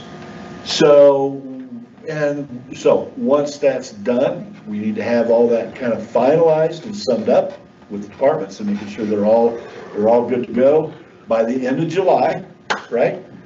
And then at the end of August, then you've got to go in, kick it up into the DLGF. You've got to advertise it. What's the ending date? What's the final date that has to be, budget has to be advertised? Oh, I know the one I left out. Group medical. Now, we've got a meeting coming up on the group medical, because that's the other big one, right? That's And the then big one. it's 2.2 million. We've got to go through, and then the other one, we got to take a look at the, our FICA cost, the perf cost, the employee benefit stuff, and figure out how we're going to cash flow that. And then you've got to go in and upload it, right? And it has to be advertised. Do we have to advertise it in the paper? Okay, what's the deadline for that advertisement in the paper? Do you know, off the top of your mind? Not off the top of my head, I'd have to go It's look. probably an August date, isn't it? No, I feel like it's in September. it's in September, yes. Yeah. Because see, we want to pass the budget in September. Oh, then you need to advertise it earlier. Yes. Okay. Yes. Now I'm going to draw you back in. Because as we go through this July, August, okay, and I got to work with Reedy on this, is we got to go in and we've got to take the budget and we got to pull out the labor cost in a separate piece. Yep. And then and if you don't want to do this, you tell me, okay? Because I talked to Jerry, all right, and he was going to try to get with you. What information do you need from us to extract the labor cost for you to take that data and build out the salary ordinance that represents best practices for other counties? Because you would email me 5 or 6, okay, for you to put that template together, first to use 27, 28. Yep. So that then in October, we can pass that salary ordinance. Yeah. Because what I'd like to see us do is if we can hit that deadline of September, October 15th, right, for the salary ordinance, that's done, then that means November, December, we start talking about 27. Yeah. That's the process. It's a very lofty goal. Yeah. No, I don't think so. It's just gonna take a lot of work. It's gonna take some work gonna and, take some work. and maybe some baby steps. We may not hit a October salary ordinance. Is that because you can't get the salary ordinance done by then? No, I think you got a lot of moving parts in there in terms of where you can move things out of the general fund, whether it's to cume capital. Like Yeah, but take, we're already working on that now. We're already working on it now. I We're get already you. working on that now. I really Okay. do get you. So, It's just that because Reedy's not been involved with you before, right? They don't have this historical knowledge of who's paying what from where. but we're gonna go through that and look at that. I- Jerry and I've already had I that don't conversation. disagree with you. I Jerry and just, we've already talked about that. again, I don't disagree with you. Aren't you leaving somebody out of this main little thing right here? Pardon me? I think I need to have a big part of that, since it's my office you're talking about. I understand that, but I also understand the history of, the funds and, line items and, the shell game that's been played over the years, all right? Well, I understand that So, too. and you're gonna be involved. I'm not, anything I didn't say was gonna leave you out. But we're gonna have to, we gotta get our calendars out, and Jerry and I, and maybe Caitlin, but we've gotta sit down and, and what I wanna do is if it takes us 10 days straight to do it, then we just do it. We roll our sleeves up, and if we gotta meet every day, and we just do it and we get it done. Yeah. And we make some decisions and make sure that, the thing is clean and, things, and then what we've got to do from there is then you gotta come back and everything's gonna be, you guys gotta see it all, understand it. You have. And the Jim, budgets Tim you're and I met gonna, with the health department twice in the last couple of weeks. Good. And I get the impression that Melissa's doing fine with trying to meet. Melissa's already on it, she's already had to report to her board. Yeah. She's already had to And turn what I would in like is for you her guys to budget. keep, you do that, and I'm assuming Judy's been involved in that as well, No. because she's gonna, Tim? And Jim, to add to that, Reedy gave us templates, Excel templates, for capital asset plan, for capital improvement plan. Right. That ought to be a swag ought to be provided with every budget, so, in every department. So whoever's meeting with your respective departments, are they doing that? You guys are working on that, you're on top of that. Wait a minute, the commissioners are working on ours. Oh, you're not working on talking to the other departments about what their capital improvement plans are?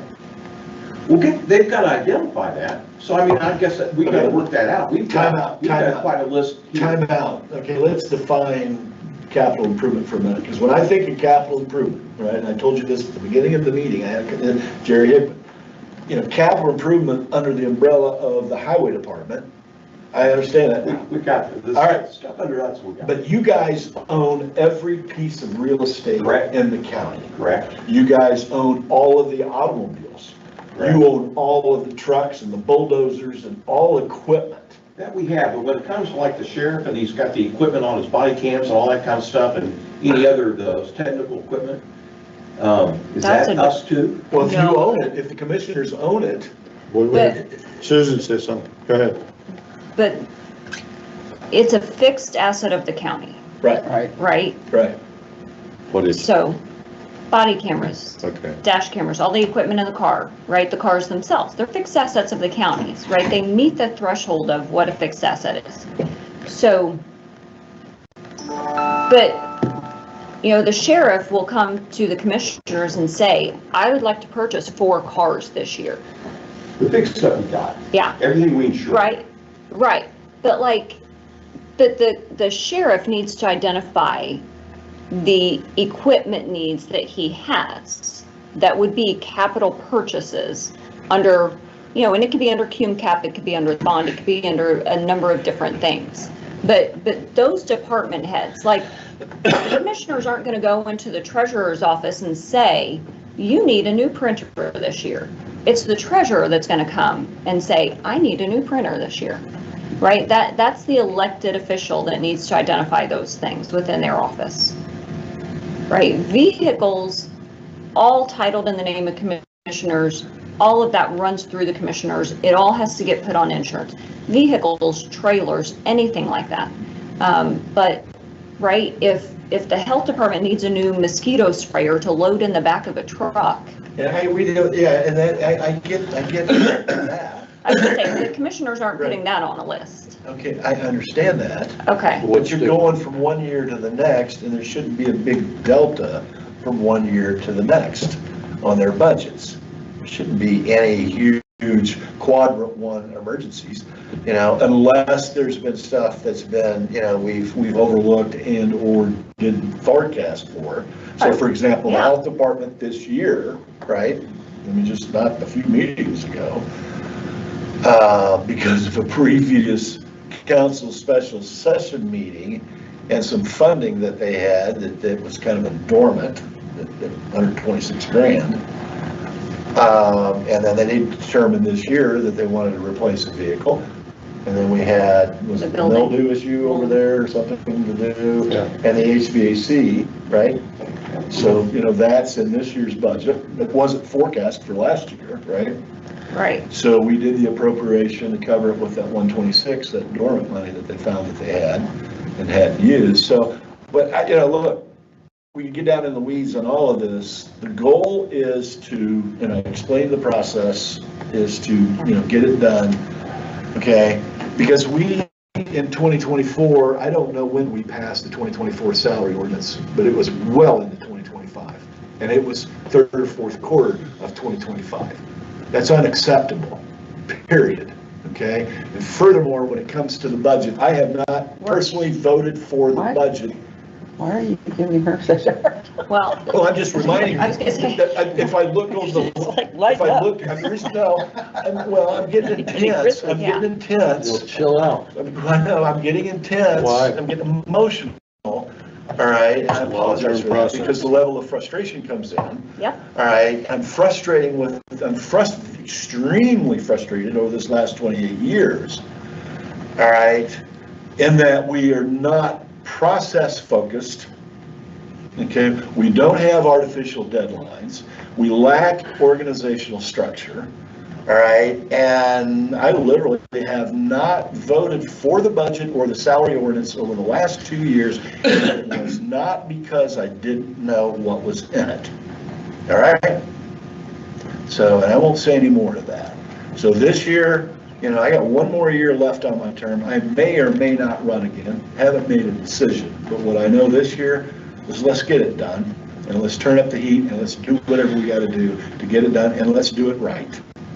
All right, so that 27 rolls around, you know, and because we got to keep the county in the black, because the other issue that Jerry Hickman and I have discussed at the last finance committee meeting, we haven't even addressed, Susan, it wasn't the ordinance, it was the resolution for the rainy day fund and excess revenue in the 4,700 account. Not even addressed that.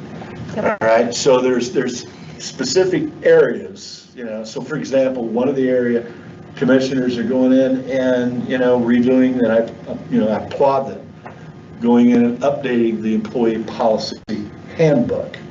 But the minute you get finished with that, I'm going to tear it apart, read every sentence in the thing, and I'm going to back calculate the cost of the county. What's that employee handbook cost the county? Because that factors in employee benefits. So, because we need to understand the cost of that employee handbook, because the challenge is you guys can go in, edit, rewrite, make changes. The council's responsibility is looking at the cost. Fair? That's what we had to pack. That's what we're staying up to pack. We're having monthly meetings. Yeah. That whole- So we're good, we're getting, you know, and so hopefully we can hit the October target. Yeah. If it goes in November, Back to try to answer Great. that question. but let's, Yeah. Before the end of the year, definitely. No, let's shoot for October. Yeah. If we screw up and it doesn't get done until November, well, then that's better than it was the year before. But we're So- shooting for October. But we're shooting for October, correct? So Yeah. Because it's like, if you're gonna run a race, I wanna All right, shoot to be go ahead, number Susan. one. answer that question of what do I need? Yes, back to that. I need to know the numbers of employees in departments. Perfect, I can get that for you. Got Okay. it. Okay. So like, if you have, I'll take the sheriff's department, for example, if you have X number of deputies, how many sergeants do you have? You know, I you've know all got- that. I got all that for 12/31 of 2024 right now. But let me ask you this. Is that when I give you that, okay, is that what, because the problem with that is that changes every month. Is plus or minus. Why does that change every month? Okay, well, let's clarify something. It does, well, because you get people. Turnover. That doesn't change your You're salary talking about ordinance. open positions? I'm talking about open positions. Perfect, okay, thank you. Yep. Okay, got it. Your fluctuation in turnover in employees does Okay. not change your You salary need ordinance. open You're right, positions. it does not. Right.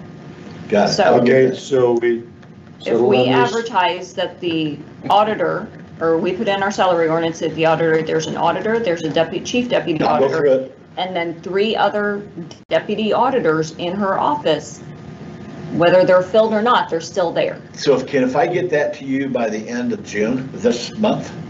I'll start working on it. Okay. Yeah. Does that help? Yeah. Okay, what else do you need from me? I know she has, I need the pay grades, right? Okay. Your ranges Yeah, I for have things, yeah. Because we'll put that in there, right? That Okay. has to be identified, because you can't say a deputy auditor pay grade, whatever, And makes. they're not gonna change because the amounts are not gonna change, there's no Yeah. pay raise. Okay. Get $16.50 an hour, because maybe they've been here with 10 years of experience, they don't start at $16.50, maybe they're in at $17.82, I don't know, right? So your years of experience with the county, if you move from county department to county department, it's not like you go back and start at the lowest rate for the new position that you're entering. You keep your years of service, which is why you have a range of pay rate for positions. Yeah, but hang on a minute. Okay. I don't know I what you didn't just think said. we don't operate that way. No, That was one of the primary reasons we brought Erwin Wagner. that's exactly why we bought. Because let me give you an example that comes to my mind.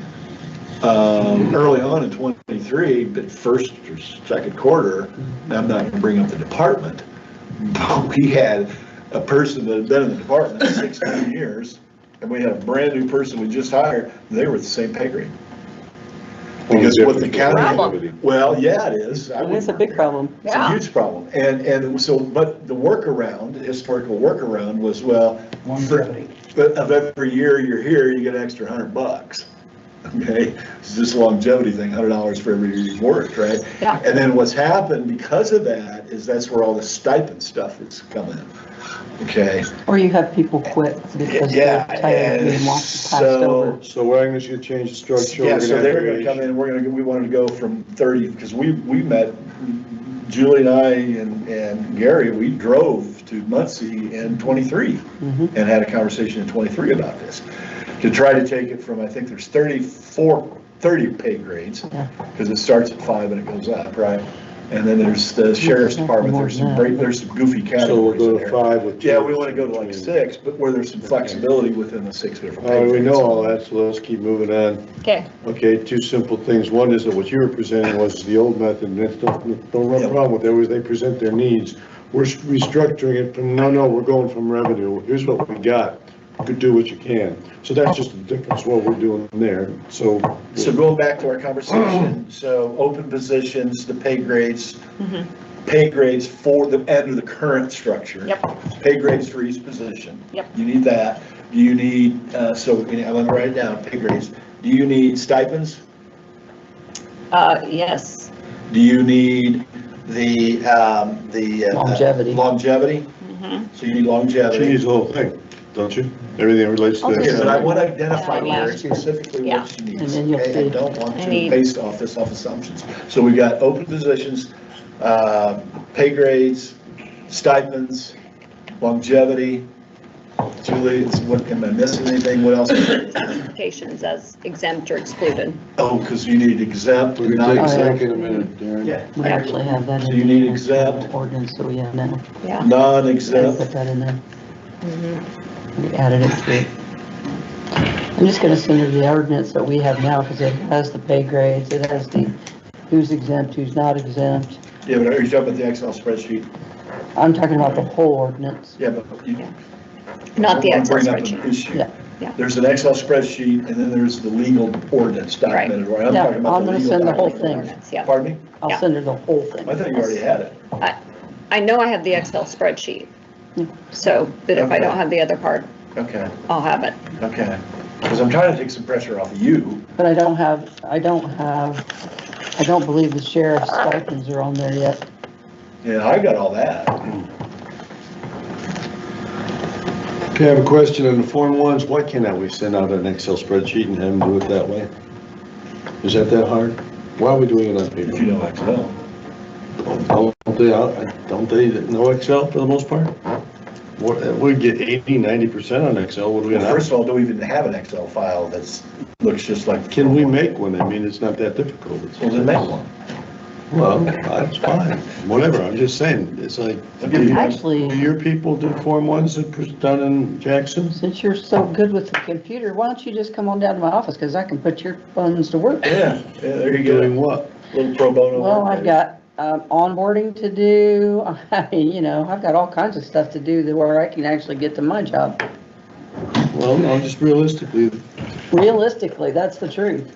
I'll stop by, we'll see. Going forward, just Okay. let me know what you need. Yep. I'll I mean, have I've it. got reports that I'm being asked for from PERF, reports from IVD, reports from, Okay, I'll stop by, we'll talk. yeah. I was at the point of physical distress. All right, are we done with that subject right now? Yeah, I don't have more to say. All right, we'll take a 5-minute break for Darren. 5 minutes, come back quickly, you smokers. Don't solve all the problems out there. Don't get ready to leave. Joel wants to get to the tee. I'm going down to check on my I'm pretty sure dog. the course is closed. I was gonna say, I have my dog here, so. All right, Uh-uh. careful. She's going to get. How are you doing? It's just us, Joel. It's just us now. Solve all the problems.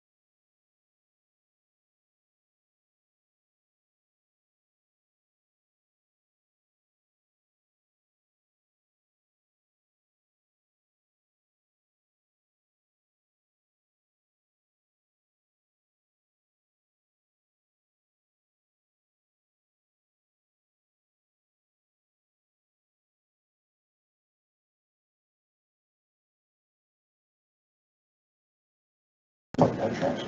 We're only about halfway through. And we merged this pretty quick. You bet we can. We're real close. Next item is innkeeper tax, quality of life group. Unfortunately, Scott's not here. He's involved with that with Darren. Yes.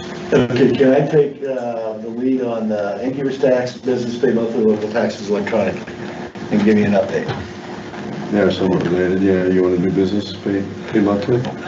Well, and because Susan's going to be in on this, had a conversation yesterday with the Indiana Department of Revenue. It's E-time?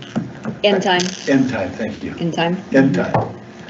I'm gonna get a hold of, they're supposed to follow through. I'm gonna contact the legal department and then find out from the legal department. And are you familiar with what I'm talking about, end time? End time is a state of Indiana cloud-based system that allows the private sector, those in the hospitality sector that collect innkeeper's tax, and also for, I didn't think about this, but for, what is it, state and beverage taxes? Food and beverage tax. Food and beverage taxes. Allows the proprietor, or the private sectors, to be able to go in and register on end time, set up the ACH, which is your electronic transfer, and process every 30 days and pay everything online. Quickly.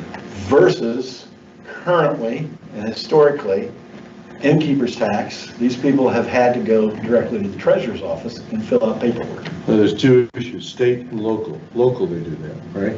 Yeah, innkeeper's tax is local. Innkeepers is local. Yeah, it's local. Yeah. And so is Okay. And what they do then is for every piece of property so if somebody's got 5 rentals, treasurer mails out a booklet for each of those rentals with 12 It's insane. paper Monthly. tabs that they pull out this paper tab for each of the rentals, fills out their innkeeper's tax, mails it to the treasurer's office. We have somebody in the treasurer's office who opens those envelopes, takes those pieces of paper, enters for each one of them. So what this does, it replaces all that. It's electronic. Somebody goes on into the in time and, When was the last time you've been into a banking branch?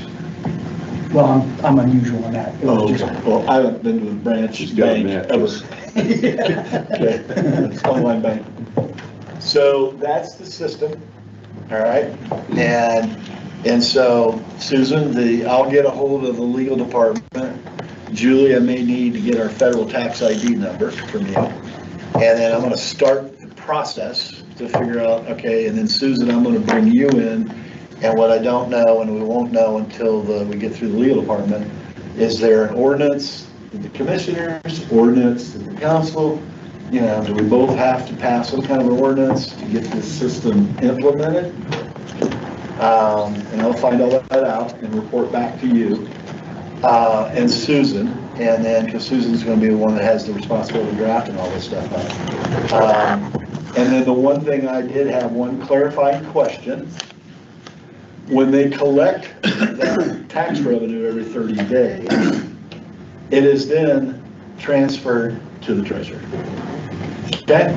So they don't hang on to the money for a year. So, yeah, initially to get it up and running, there'll be a 30-day lag, not a big deal, right? Because the argument I heard out of the treasurer was that, well, we're going to lose all the interest on the money. Now, you'll have a 30-day lag, and then once this thing is, people start setting it up. But I don't think there's any rational reason why the council and or the commissioners would not implement this on the benefit of the private sector, because I think we've got, what, close to 400. It flies in the face of historical preservation. Why wouldn't we want to observe a process like that? Right. Yeah, it's just, yeah. So I'm gonna I've started Go it, back to paper. I'm gonna champion it, and Just market it. then as I learn more, I'll circle back to everyone and let you know where I'm at on this, and then we can move to try to get it done. So that the private sector can just do the stuff online, okay? It's like, Can I say one thing about the budgets I think you guys should be kind of aware of? yeah, if our vendors increase their prices, that's not gonna keep us at the 2025 budget, because we'll have to increase those. Just so keep that in mind. Increase what? Say that again. If our like Lao increases their amount, Oh, yeah. They do. yeah, or Lao, or Guts, or any of the vendors That's that we inflation. We have actually no have. control over that. Exactly. Right? So you'll need to keep that in Right. Oh, I mind know. when you're going through the Yeah. budgets. I know, We know, it's guidance, it's not law. right, I'm just Right. yeah, putting that out there. yeah, thank you. So, two things on your paying taxes electronically. One, you do have an ordinance that we would have to amend that says they're to be paid locally at the treasurer's office. So there is an ordinance from 1991 that we would have to amend. So. To allow them to pay it electronically. To allow them to pay it electronically. Right now, in that ordinance, it has to go through the treasurer's office. Yep, yep. Okay, so And we gotta so, amend that, yep. cool. And then number two, I think the thing that, for purposes of collection of innkeeper's tax, right? It can get difficult, because what if one entity doesn't pay their tax? So ask them, when you're talking to the state, how they will report who paid their tax every month to the treasurer, because it is the treasurer's responsibility to go out and collect those if the person is not paying. Okay. If the Well, hotel doesn't pay. How about once I kind of get the car started and Mhm. rolling, Yep. I just kind of hand this off to you? Oh, okay. Can I do that? I haven't. Because I just want to kind of get it started and Yeah. then hand it off to you, and then, like, those are the questions I don't know to ask. Yep, yeah. Okay. Also, you should be aware of the splits that are done. Sometimes when you're paying taxes, the splits aren't done with the taxes yet. So one person's supposed to pay a certain amount and the other person's supposed to pay a certain amount. That doesn't always reflect. Okay, So you need to keep that also in mind. okay, well, so I don't know what questions, I don't know what I don't know. Yeah. You have any input, Jimmy? So, I think it's all good, get it online. yeah, I want to get it Okay, done. I wanna get it done. good. Yeah, okay. Yeah. So just, yeah, we'll Okay. circle back Yep. as I get a little further in the process. Yep. Okay. Do we have a mechanism right now to see, I mean, I assume we have I assume that every tourist rental is registered. I would believe it is. In the treasury should be in the treasurer's office. I don't know about the treasurer's office, Do whether they're all we have a registered. way to I mean, look at that and see, okay, She- this she is would have a tourist rental, register of they all have of not paid. Well, APC would have the list, because they have to approve them.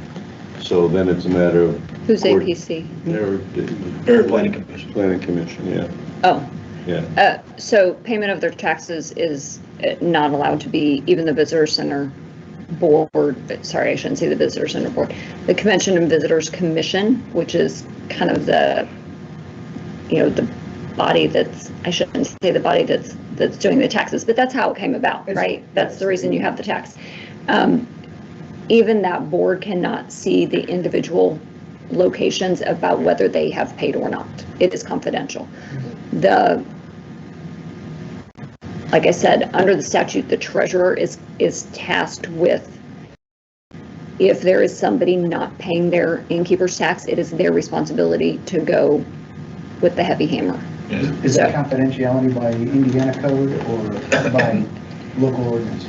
It's by code. It didn't used to be that way, and the Department of Revenue has changed that in the last 2 years.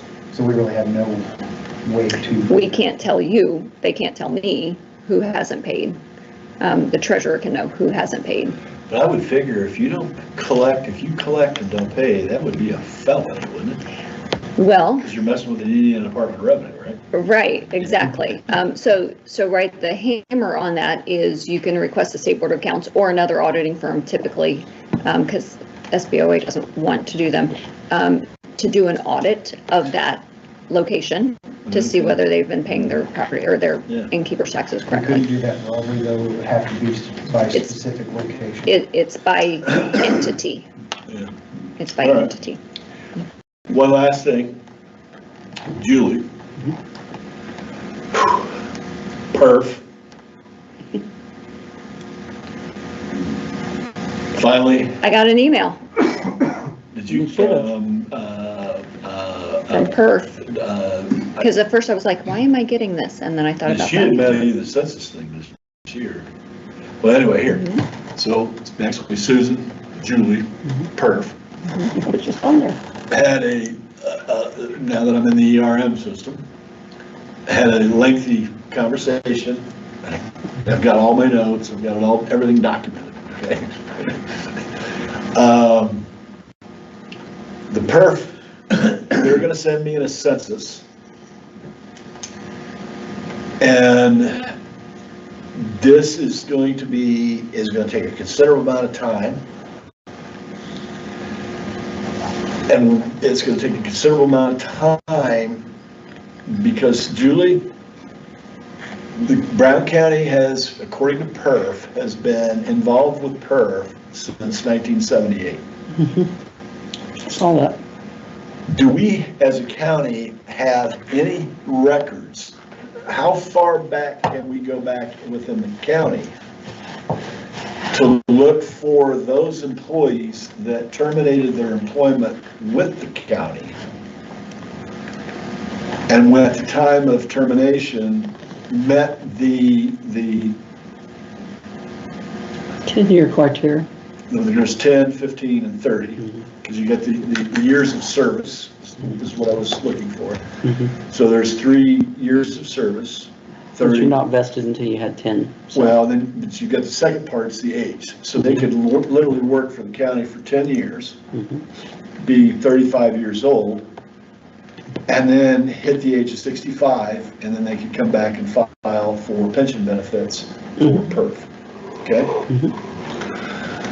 They want us to, and I'll come in and do the work, okay, but this is gonna take several months. This is not gonna be a quick and down and dirty at all. Do we even have the data on that, historical data? And if we did have the historical data, how difficult is it to retrieve the data? And how far back? And you know what? I don't wanna throw you under the bus. I guess, so that's the challenge. And the reason we've got to go try to document that data is then once we get that census populated, then it's got to go to the actuaries back to PERF, because then they got to calculate, unfunded liability. Okay? Because if we've got, let's say we had 50 employees hanging out there. Who still may claim benefits. Right. Right. So I've got, there's going to be quite a bit of work on that, and that's the challenge with this. So I don't know if we have that data, and because actually Tim, this gets back in to the HR function and exit interviews, and how many employees have we lost this year? I don't know. So so you're thinking about vested employees who left the county, who may hit retirement age that we have to fund. Yeah, Most people. because it's a years of service issue. Yep. Because I could work for the county, I could start at age 18, work until 28. You're vested. Well, not yet, not until I hit 65. I satisfy the requirement of years of service. You're vested, you can't collect. Well, no, don't use the word vested. You're not fully vested until you reach the years of service and the age. Because those are the two, that's the vesting piece. That's not how that's presented. Yes, it is, Julie, please. Yes, I know this. I've internalized this subject. Okay? Because here's how it goes, Julie. 30 years in age 55, which is the rule of 80. Okay? Age 60 and 15 years, or age 65 and 10 years. Those are the 3 vesting criteria. And in that vesting, there's a years of service and age. So if I started at age 18, worked until 28, I met the 10-year requirement, but I didn't meet the age requirement. So down the road, when I hit age 65, if I remember, I can go back and say, hey, where's my pension benefit? Of course, it's not going to be much, because but I am entitled to, because at age 65, then I would become fully vested. So for example, right now, I think I did this at the end of the year, off the top of my mind, I think we get 12 people currently, that are currently employed with the county, that actually not only meet the year's service, but they meet the age requirement as well, currently right now. So that's easy to document. That's easy to document, but it's, going back you know, now there should be, some of these people are gonna be dead because, you know. Right. So we've gotta be able to go back to do that, and what I don't know from you, is that even gonna be, do we even have the data? And if we do, is that in a giant file cabinet somewhere? How do we track all the people that have quit over the years? Do we have that, do we have those files? Employee I files? mean, we have employee files. We Well, have but- to keep them. But we don't care if they quit, if they didn't hit at least If you 10 didn't hit years. the vested amount, Yeah, you we're only didn't. looking for people with 10 years or more in employment. But you'd That's it. have to go back through all the files to I find know, out. I Well, know. that should be in the PERF database, shouldn't it? If they can go back to PERF and start collecting, PERF PERF has is to. requiring the county to do that in the census. Yeah, yeah, because that was my pushback. I'm like, whoa, whoa, whoa, whoa, whoa. You guys should be able to tell us, not us tell you. So they're relying, Well, they're relying So strictly on. you are who I have to thank for all the work that I have to do for PERF now. What? No, you're Yeah. not gonna do it. I'll do it. I'll do it. No, no. I'm not No, throwing she's that- saying what current, what. Yeah, they she just has. sent me a ton of stuff that I have to turn into them now. Well, now, hang on a minute, I've requested census stuff. You may, if you, got- So you're who I have to if you, thank. if you're Thank getting, you. if you're getting census data stuff, give that to me, I'll take No, it. no, I'm getting required data that they're wanting data from me. They're wanting me to send all kinds of stuff that I didn't feel comfortable with sending over the internet. So now they've sent me another kind of type of file that I can Think of put it me in as a and send it to volunteer them. pro bono employee. This will help, if wants to go Good. above and beyond. Right And I can downstairs. help, I will, but I gotta schedule it. I don't got time for you to schedule. It has to be there by tomorrow. I don't know, whatever, I'm gonna shove it in the black hole and see what happens. So, anyway, I'm done, that's going on, I got that in on, Susan, and that's all I gotta say about that, yeah. Back to innkeeper tax, quality of life group. This group's going well in terms of, we've preempted a bunch of kickback by people saying, hey, you guys go and pass this law and then you impose it on us. Originally, when they started, the people we talked to were sort of against going up from 5 days. You verify this is accurate, Karen. And next thing you know, within 2 months, they're all for it and pushing it. And it's like, it's great. And we did engaging the public beforehand and including them, which is a really strange concept for government to do. But It's amazing how well that's worked. right, the contrast is what the town has done with the putting your stuff on the sidewalk. They didn't pre-engage and they're getting all sorts of feedback, pushback on that. So we found out this is a really healthy way to go about things. Yeah. Didn't you? Yeah. Yeah. So. I've been saying that for years. Right. So include the people. Anyways, so this is good, and what this can do, see, here's some of the things that can be funded. The core 5% will still go to what's going on here, primarily CVB and stuff like that. The others can go to, the other 3% can go to such things as trails, fairgrounds, parks and rec. It can take up some substantial part of our parks and rec budget and enhance it further. And these will be benefits that will come down to not just the tourists, but also the citizens. And this is another factor that we are highly tracking in there, is that there can be a tension between tourism and citizens. And this goes back to the fact of, tourism is a factor. It takes 40% or so of the tax rolls out by that park being there, but then fills up with 1 to 2 million people each year we've got to take care of. So that hopefully this will help the tourists pay for their own way. So Pioneer Village is another area, developing the overlook, setting up an EDC. I'm surprised about this, that the innkeepers are even involved and interested in infrastructure and housing for workers. So, and also possibly the EDD with Monroe and Owen County. So these things are being explored. We're going to explore it. We're not going to shut it down. We know that they're not going to control us. That's the issue. So what we're doing is setting up a quality of life group to oversee this extra 3% with proper representation. It's being set up. It's not there yet. With proper representation from balance of the community. And It's forming, that's where it's at. It's in a formative stage. Can I ask a question? Hold on, let me jump on this. Yeah, go ahead. Historically, what we've had is, we've had animosity between, the outlying county residents and the tourism industry, because, we've got people out in the, outer ring of the county who are just trying to live, they're trying to get to where they need to go. In October, coming through Nashville is a pain, so they look at tourism as it's just a burden.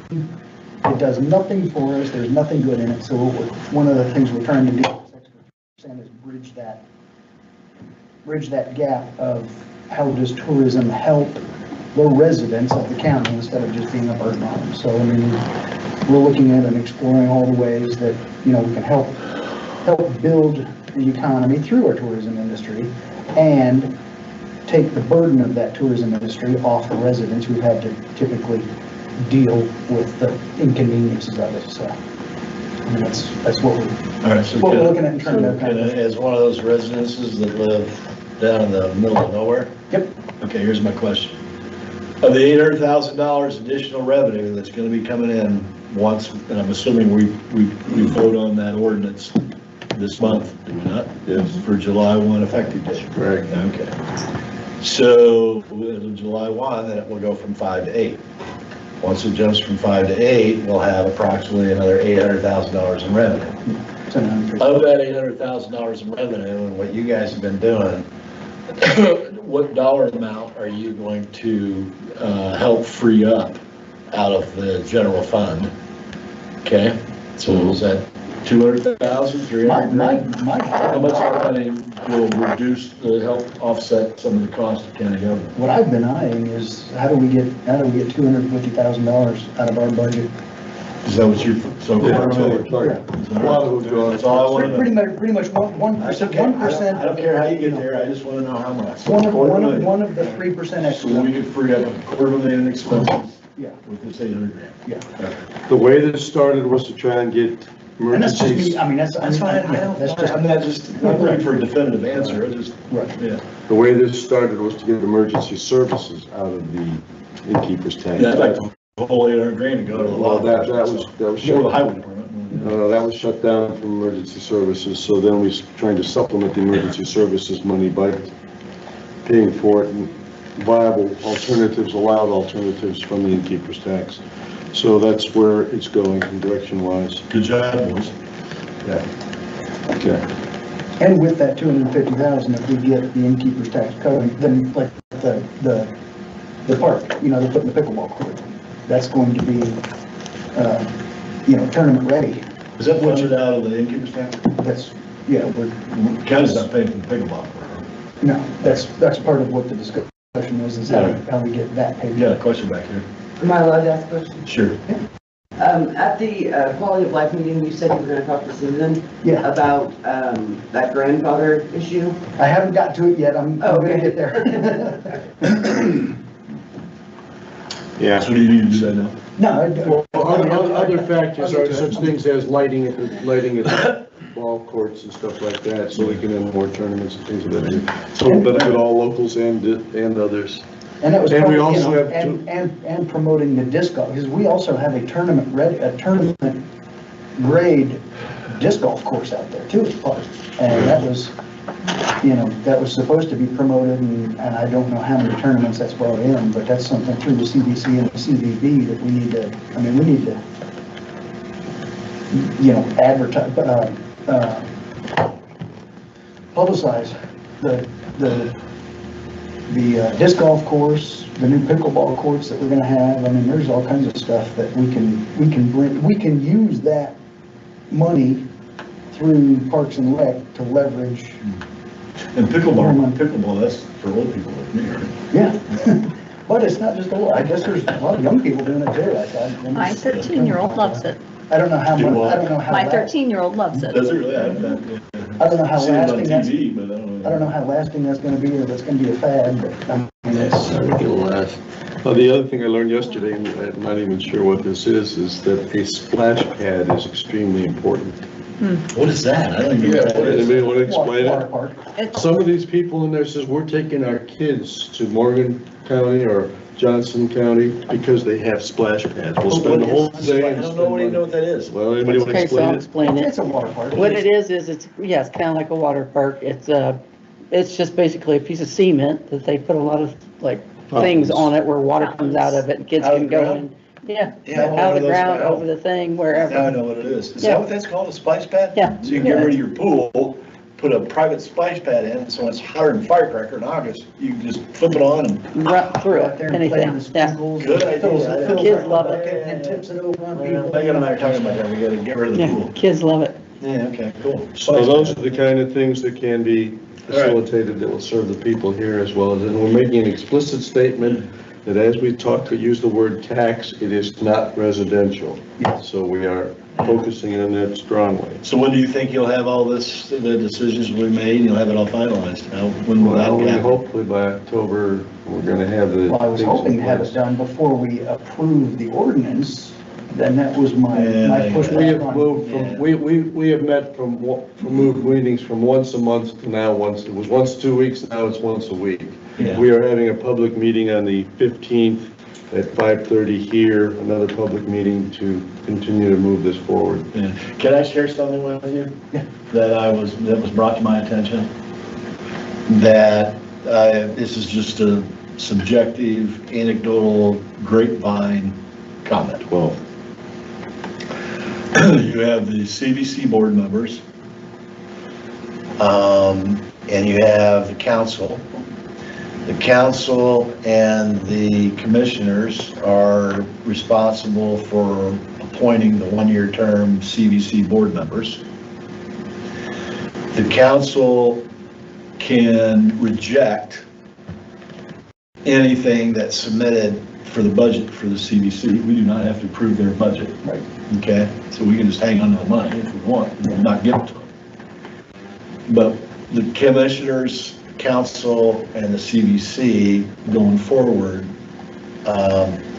we ought to probably work together, you all work together to make certain that we all work to try to be on the same page, so that those CVC board members, when we get those individuals appointed, that they're not constantly concerned about whether or not they're going to be voted off because somebody on the council or somebody in the commissioners are not getting their own way. It gets pissed off at it. And It wants to take out. that's an issue. Vengeance. It's an issue, it's a concern, Mhm. and I don't know much about this subject, but, I think there's some very defined, cohesive, Causes that would. CVC board members.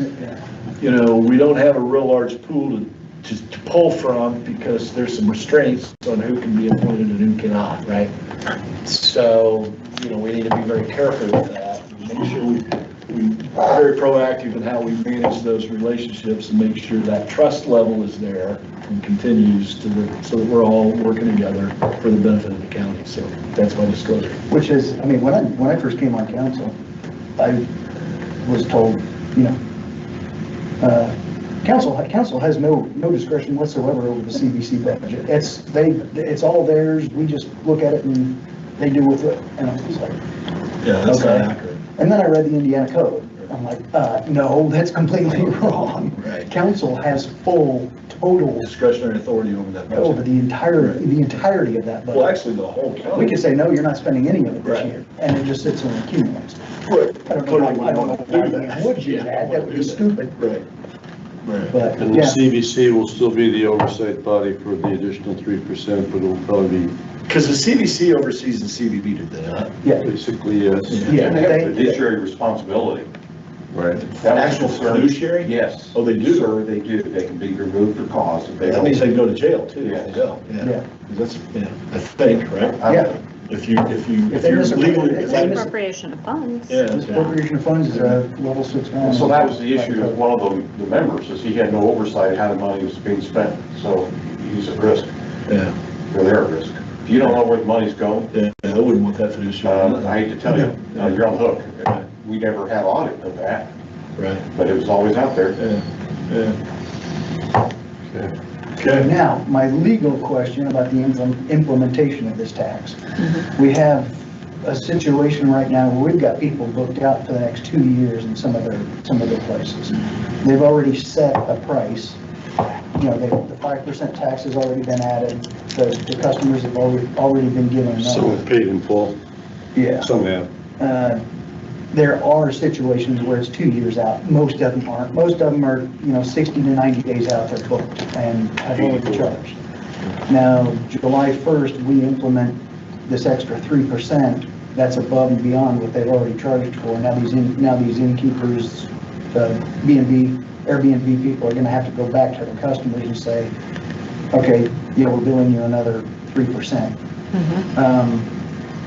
Is there any kind of way for us to grandfather in booking, or customers who have already booked and can be proven? And I know that's where we get into the problem is, okay, proof. And every one of these individual places are gonna have to come back to us and show proof that they had a booking as of July 1st. There's not any way to grandfather something like that in. You make a tax effective on a particular date and that's the tax. That's So, pretty much what we've dealt with is how Just they, I mean, One bump in the road they have to deal with. pretty much they're just gonna have to say, okay, the tax went up, so here's an additional charge. And I assume maybe 2% of the people are probably gonna come back and give them a problem. And then some of the innkeepers have already said they're willing to, for that 60-day period, they're willing to eat the cost. They don't want to, but if they have to, it's part of doing business. yeah. And I don't want to make them do it. So, I mean, if there's some way to alleviate that, and one thing I thought about is, and this is also going to be a big pain in the butt because it's going to require proof for all kinds of bookkeeping if we set up some kind of 60-day refund of that 3% to the innkeeper. Legally, there's no. You can't. That was my legal question. So it's a bump in the road, they gotta deal with it one way or the other. Some of them said they will offer the people to say, hey, we've got the government laws changed, we have to charge you 3%. If you wanna cancel, you can, no penalty. And that's the problem or for you some can of them, pay it, is as or soon as we'll- they make that change, Yeah. if they're going through Airbnb or, Yeah. VRBO. I mean, essentially, as soon as they make that change, it unlocks their contract and opens them up to cancellation. And, some of them, if they've got a small, one, 2-bedroom occupancy, it's not gonna be a problem, that'll fill within, 2 weeks. But if you got somebody that's got a 4-bedroom, 5-bedroom place and they cancel, it's gonna be harder for them to fill. Not this time of year. This time of year, it's gonna be easier to fill. As a financial planner, that's discretionary spending. Right, and that's what we've also And discussed. when I go on a trip, I Most know people that I'm aren't gonna looking- get hosed and I'm gonna pay out and it's just part of it. Most people aren't looking at that 3% and saying, okay, that's a deal killer. Yeah, right. But just to let you all know, I also went in the Department of Revenue and found a PDF that we've had a number of counties have been charging 8% for years, right? we know that. One, Marion County's 10%. Right. So, this whining about going from 5 to 3. We discussed that, if they don't It's wanna pay. discretionary spending. Yeah, They don't wanna that's pay been People one are of on the, vacation. that's been part of the discussion. That's been And, part of the discussion. and if you're that tight that you can't pay that, then you probably. Then you're shouldn't be irresponsible going. for You having shouldn't be going there. If your credit card's maxed out, and you can't put it on your credit card, I don't know what to tell you. Yeah. So it's just. It's just been part of the discussion. I know, Bring it up, but I think it's overstated. Address. All right, so that's going down, we're gonna approve the ordinance on the 16th, we're gonna send out possibly certified letters on the 17th, it's gonna be paid by the innkeeper's tax, to all the owners saying that you're gonna be paying a higher tax. And legally, we Anything else cannot, we need to do on that you know of, other than certified letter? legally, we cannot actually send out that notice yet because we have not passed the ordinance. correct. Right, but we do that. So this we month. can, yeah. Yeah, okay. So we Well, it's can't, we not the can't send out any notice of any kind We're on 16. No, I until mean, the day, until until the it's day we approved. approve it. Yeah. So Okay. all we can do is just give people word and it's like, this is coming. Yeah. Well, and that's why it's a public hearing too, Yeah, and that's why we've had, right? that's why We opened this advertise up it for as a public hearing. to It's a make sure- public hearing. Make sure that people know Yep. already. Right, and I mentioned the next innkeeper's tax day was the 15th, that's wrong, it's the 12th, so just in case you're getting all that. Is that a new holiday? No. Oh. So Is anyways, that a new holiday? Innkeeper's tax day. tax-free day. All right, next item is the June 21 conference, which is a one-day conference with possible meeting before. Who's going? That's what we're going You are. to discuss. You got me ready? You are, I believe you have a Judy- room Judy and you is- have, You going? Me? you're registered. I'm debating that in terms of, Long drive? no, debating whether, okay, here's the issues. They didn't have a, when I first read it, they didn't have a Friday night activity, social activity. Now they do. The networking of these things is more valuable than conference. Usually you sit Okay, down so and are you talk to going? people. I'm debating about going, yeah. Well, you got a very. Is it just the council or is it also the commissioners? 'Cause No, they're having a It's session- just the council. So because they're having a session on commissioner-council interaction there, I was surprised about that. That's This done is by the a council's. I agree. They're just hoping eventually you all get along. All right, COVID so if skills. anybody else wants to go to that, you're welcome to go, and you can go up on Friday night. Are and you do the going? social. No, Why not? because I do my religious beliefs, I won't do that on the Yeah, Sabbath. it's his Sabbath, so Hey, it's all right. So anyways, sorry. So can I use that one going forward? Darren's got his mattress for fun, he's got his Sabbath. Leave it alone, just leave it It's alone. only you, me, and Judy. Scott going, is he registered? He's not registered. He hasn't asked me to register him. So you can register I don't me, know yet. okay, you can register My me. truck right now, the north side of Indianapolis. I heard I'll pick you up when you ride up with me. But I'm not spending the night Friday. Well, I'm going then, up Saturday, forget it, and I'm going up Friday night, because That's my thing, that's. I mean, things start That's an economical decision. 7:30. That was gonna be mine, but I have found out that the networking is very And I valuable. love those powdered eggs, man, those are So, whatever. So, keep it that way. good. All right. All right, finance committee update, anything there, Jim, that we need to bring up to? The only thing, I mean, I guess, make sure everybody's on the same page, had a lengthy 2-hour conversation with Hickman, and this has been several weeks ago, and we went through, made decisions on a 3-page monthly report, okay? And in that report, we're gonna look at funds, we're gonna look at year-to-date cash reserve balances. It's one of these really relevant. There are specific line items, we're gonna look at year-to-date receipts, disbursements, cash balances, so every 30 days. And there's some other stuff in there. So, and we had to set it up to where, because we used that binder that we got, right? Because I sent those binders out to you guys, all those 5 PDFs, so I hope you enjoyed that and really looked through it. So, I can do a quiz for him now. yeah, there's a quiz coming up. With lots of this. Yeah, there's a lot of math in there too. Yeah, so I hope I don't look to have that this month, but boy, we better get it implemented, for, in the second half, third and fourth quarter. And then once we get that, the initial one, we'll have to put our heads together to figure out how we polish it, improve it, right? Okay. And then every month, commissioners will have it, council will have it, so we can keep our eyes on,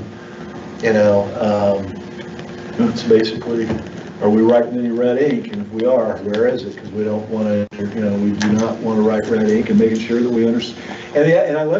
One thing I've learned, just in the last 90 days, the one mistake I think we've made is that, or not, shouldn't say mistake, but rather an area of improvement, opportunity for improvement, is, especially for the council, is we've got, and this will be in this report, making sure we're paying attention to miscellaneous revenue in the general fund. We've got to pay attention to miscellaneous revenue, because it's that miscellaneous revenue that makes up a good percentage of that 10 million every year. All right? And the reason to me, why we want to pay attention to that, if we have a 30-day reporting package and we get accustomed to, we know the report, we know how to read the report, we know how to comprehend it, right? So that as as that gets implemented, we can pay attention to the revenue side, which will make it a lot easier every year as we do the budgets, because we begin to internalize how much revenue we should expect from those primary funding sources, like the general fund. Does that make sense? Mm-hmm. Okay. So that's kind of the goal. And then I think, secondarily, the goal is, we can also use that to help educate not only the public, but the department heads as well, so that they can have a better understanding of what the revenues are, right? And where those revenues come from. Because, let's face it, it's really pretty simple. You got revenues coming in, and as long as you spend less than you got coming in, your checking account balance should go up, right? And that's really all we're really trying to solve for, keeping it simple. So that's so hopefully we can have that implemented for the 1st of July, the July meeting. Good. Julie. I have Jess now going back through all the funds to check to make sure none are red. If they are red, then she calls the department and we try to figure out how to get it back into black. Yeah, speaking of the red, let's touch on that real quick, because I think this probably ought to be on the agenda for June at the regular meeting. Okay. You've got a 911 fund that's in the red, do you not? Yes. Okay, we need to nip that in the bud and address that in June, do we not? Yes, I know how to fix it. Well, but let's get it resolved. But you need the council to approve that to That's resolve correct. it, do you not? Yep. Okay, and then I do have a question, and you can keep this off the table or on the table, it's up to you. But with regards to the Department of Correction employee revenue sharing agreement with the jail deputies and the dispatch, and that $183,000 of the stipends that's in the budget, because we paid out $160,000 so far as of May the 2nd from the 1st of June, and we're approximately $100,000 in red ink because we haven't collected any revenue from the Department of Corrections. That's correct. Okay. In those stipends in that payroll, which is back to your payroll position, what funds do you know off the top of mind that we pulled the money out of to, I know 911, we've used that one. That's why it's in the red ink. I would have to go back to my paperwork that I have on my desk. So I'd like to shore that up to know, so that we can just make sure we're on top of it. Because the one thing and I'll just share this on the finance committee with Jerry Hickman, because I kind of shifted on this.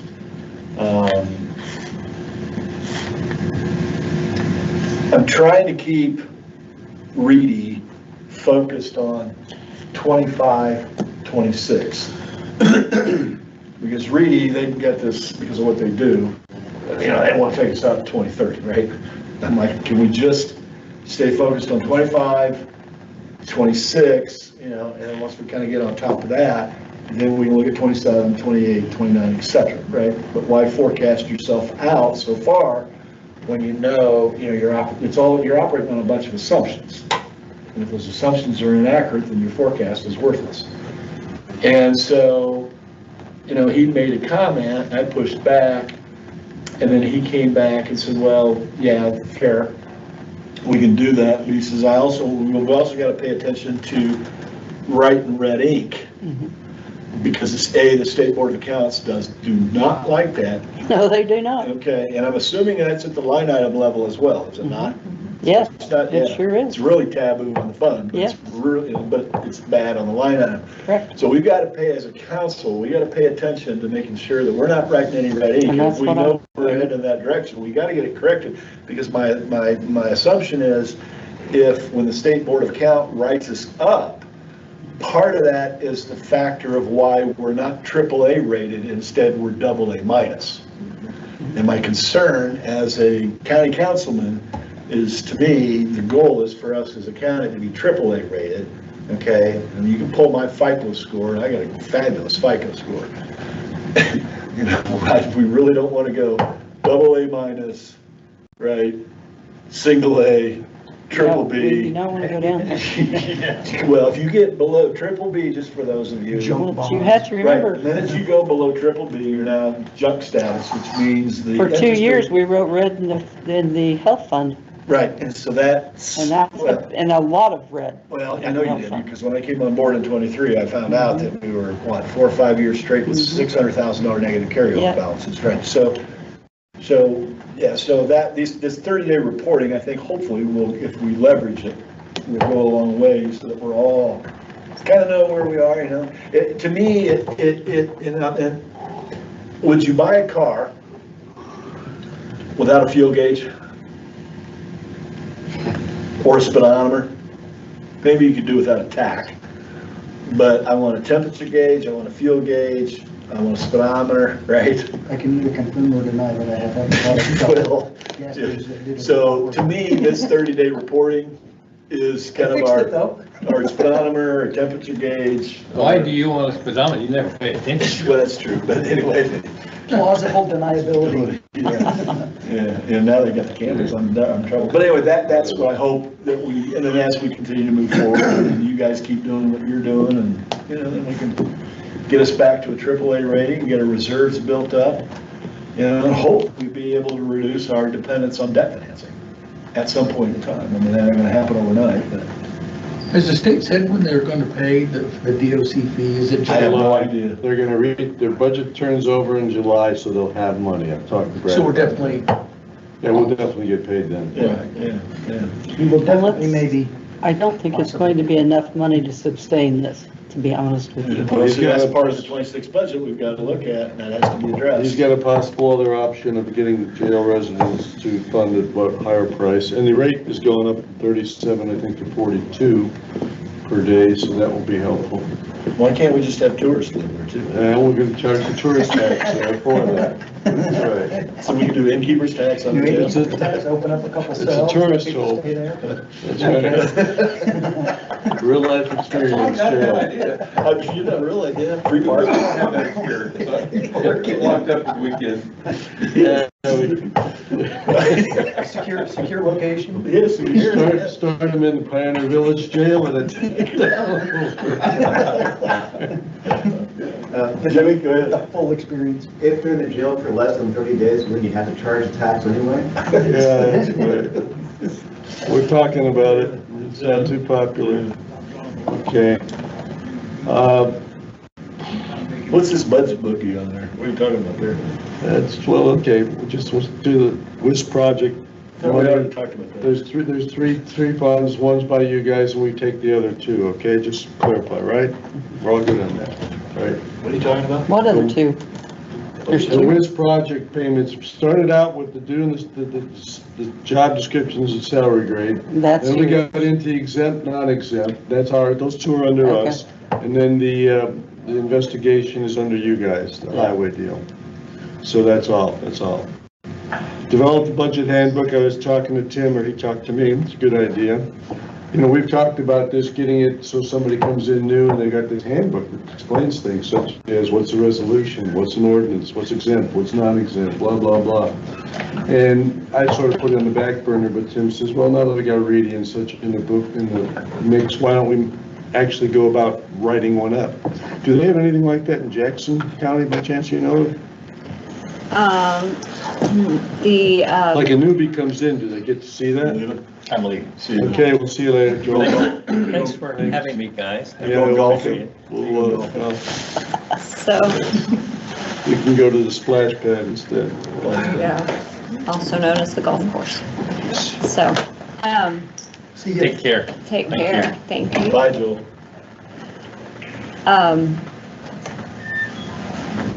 I haven't looked as an update lately, Yeah, you right? probably would. Years ago, the DLGF put out a county manual, a county auditor's manual. They would put out various things about the budget. I mean, I have it printed off in a binder in my office. I can pull that out and kind of scan that in for you to see if that's right, what you're trying to Yeah. accomplish. It'd be helpful just to see. They put out the blue book, which is, Talk about that AIC book. yeah, see book. There's a generalization of council and duties, but we have our own local ordinances and processes and procedures that we do that we follow. So how would we- Customize and put into our own book. So, okay, so how would we want to go about this, developing a budget handbook, so people can come up to speed quickly and understand what we're talking about? Put a couple of us, well now, Tim, Start with putting together a table of contents. well, I mean, yeah, the other thing is you play off of a new guy like Patrick to say, hey, you gotta learn all this stuff, so what do you need to learn? And to keep him involved so he can say, yes, it took, I understand what it means. How about if we make sure we elect people that like math story problems if you're gonna be on the council? You can probably start out with acronyms. Yeah, well, I got a whole list of And if you acronyms. don't like math story problems, why would you run for council?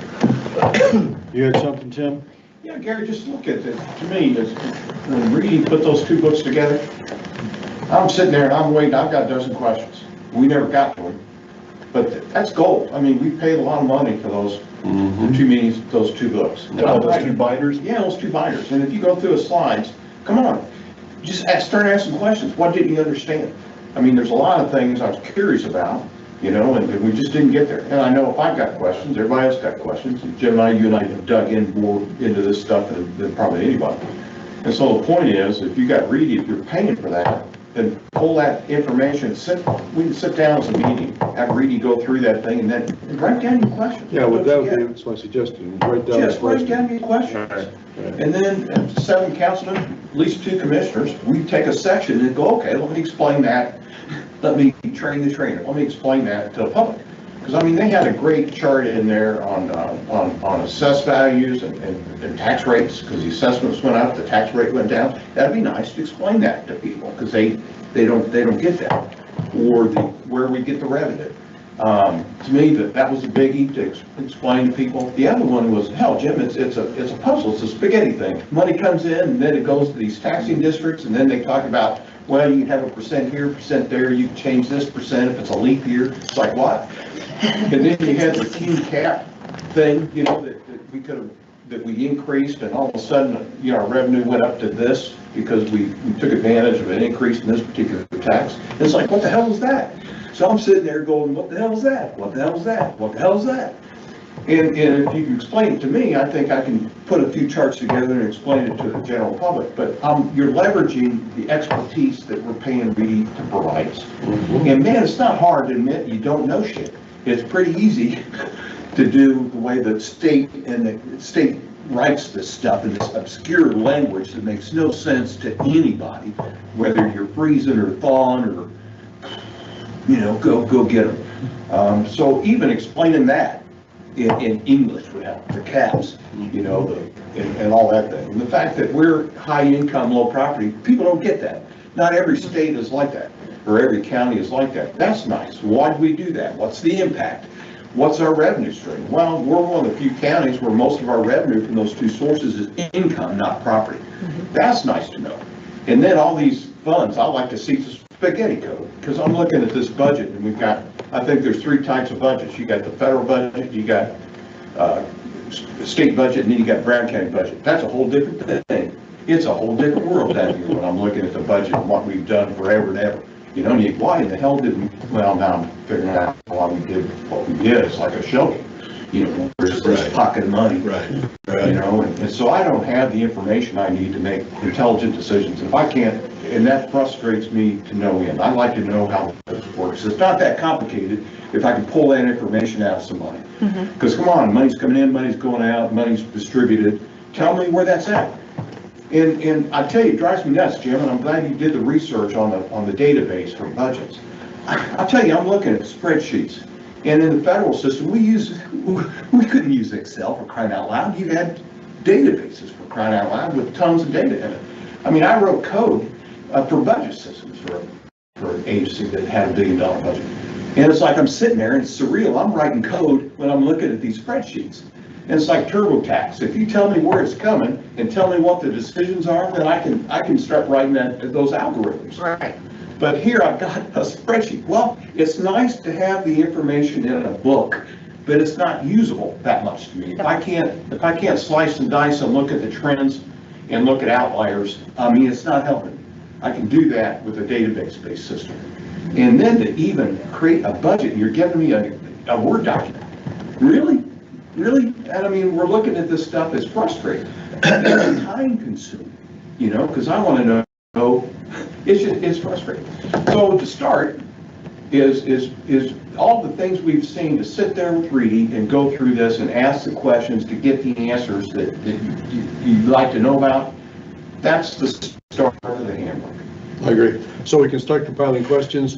I'd like to use Patrick as a guinea pig to say, okay, we're going to get all these questions. Can you be willing to be part of that? We're not that you're gonna... I'm like Jim, if you don't know what you don't know, then you don't know what I want you to write down everything you don't know by tomorrow. Exactly. So I don't know if that would. No. We're going to write up questions, but we're going to let you compile it to make sure you understand the answers, because you're the newbie on the block. Oh, I could give it a shot. Yeah, we'll work with you. We'll work with you guys, let alone a book, but yes, the answer's yes. So everybody start compiling questions. I mean, it's like, okay, what is lit? All that stuff. Like you say, what's the freeze and the thaw mean? All these things. Those are very good questions. That was one of the first things I did when I got in here. It's like all the local, the Cadget, the CDIT and all that stuff, trying to get all that stuff figured out. And then a couple of years later, then there's like, no, we're just gonna make it all one bucket. I'm like, can you just simplify everything? Yeah, as far as acronyms, I probably have most of them on my phone. I can send that to anybody who wants it, but, so we'll start compiling the questions, and it'll, Patrick, you can be sort of the clearinghouse a little bit. The information that Jim sent out, I mean, really put together some great charts. Yeah. Both books, they put together a lot of great charts, and a lot of these things ought to jump out and just, what the hell is that? Because it had an impact. Well, I remember when I came on board in 2022 during the whole election thing. I started with,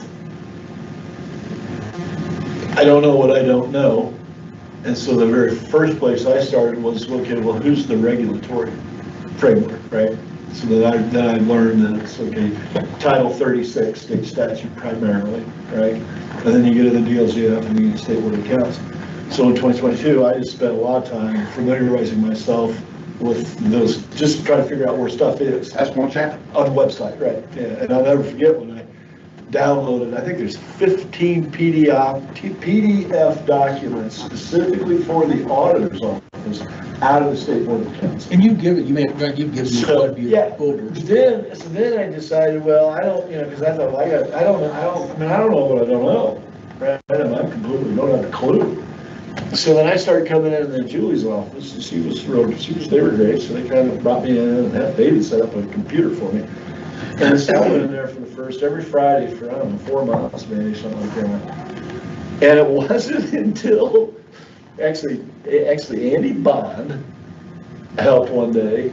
She goes, Jim, this WOW system, just think of that as monopoly money. I'm like, oh. So you got the WOW system, the accounting system, right? And then you get the treasurer, the banks, the 5 banks. Well, that makes sense to the bank, it's the treasurer, right? And the auditor, well, they got this accounting system where and then as I got into it, and the main thing is some of the challenges that I think we face, because I get frustrated with it. Keep in mind, in my sector, when I hear the word fund, I think mutual fund. Okay? I don't think of fund. And then the challenge is when we go to communicate, because of the language, it's linguistics, right? Is oftentimes you'll be saying fund, but you really meant line item. Okay? And so the default is everybody just says, well, that's fund this, that's fund. No. And the thing that's really a challenge that I find the most challenging is I counted up, believe it or not, because I guess I don't have anything else to do, 173 funds.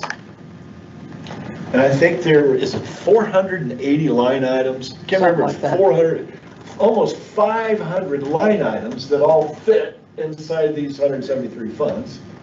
And the one area that I still don't have a clue is when you go into Gateway, and I think it's cash and disbursements. All right, and you look at all the stuff, right? And you look at the overall budget, I think it's 60 million, 65 million, something like that.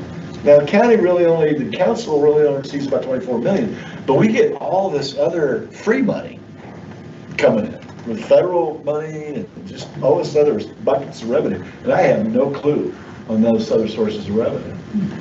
And it's just complicated, no reporting, Gateway's probably the, Just because the information is there and there's no one there to. yeah, there's no, you Deliberately can't, yeah, kept well, that. it's like, just, I mean, this is, I mean, I've been on what, 28 months now? We got 24 plus, what is this, 29 months. You know, I put a lot of time and energy just trying to self-educate, and that's the other challenge, is you gotta self-educate. So I can go take an online course, you know, they're gonna walk me through it. And the other thing, my frustration is that you know, you got these 173 funds, you got all these freaking line items, right?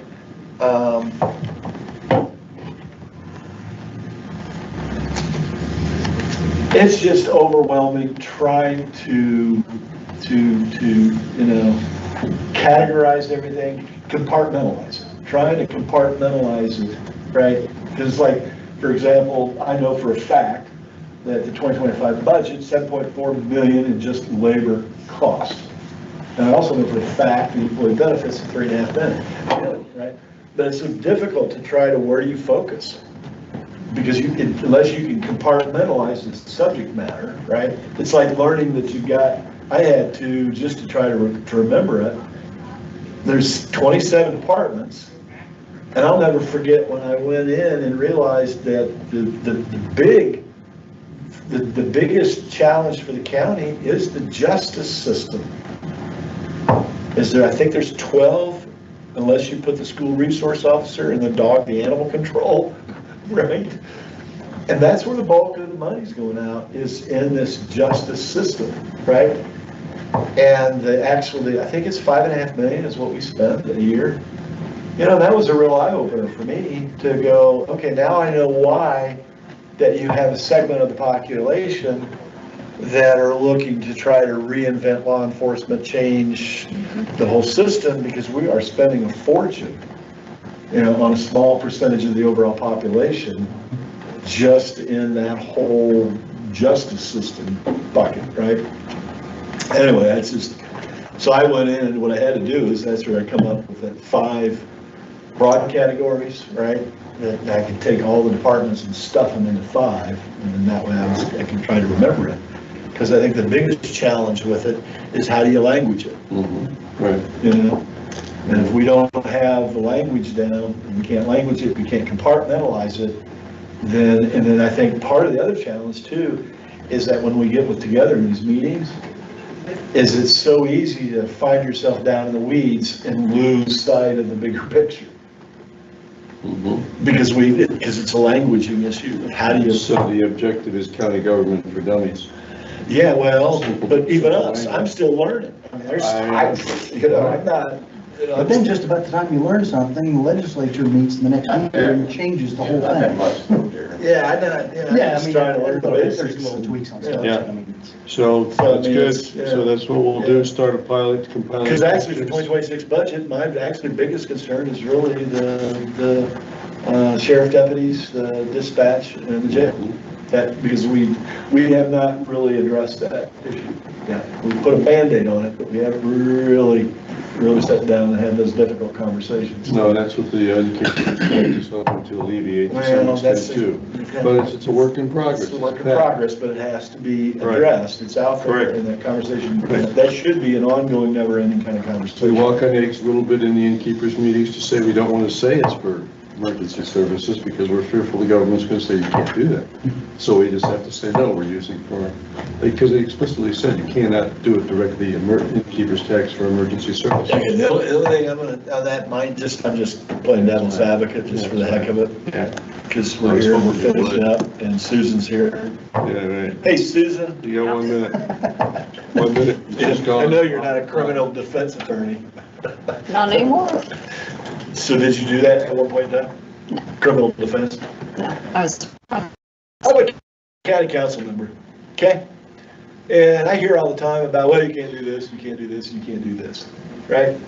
And let's say we as a county council say, I don't care, we're gonna do it. And we just do it. Right? Well, what can they do to us? They being the state, they being the state board of accounts, they being the DLGF. I mean, what are they gonna do to, if we wanna do something and they say you can't spend innkeeper's tax, yeah, we are, we're gonna take the innkeeper's tax, we're gonna take X, and we're gonna put it to ambulance services. That's why you can't do that. And we do it despite them. Yeah. What are the consequences, do you know?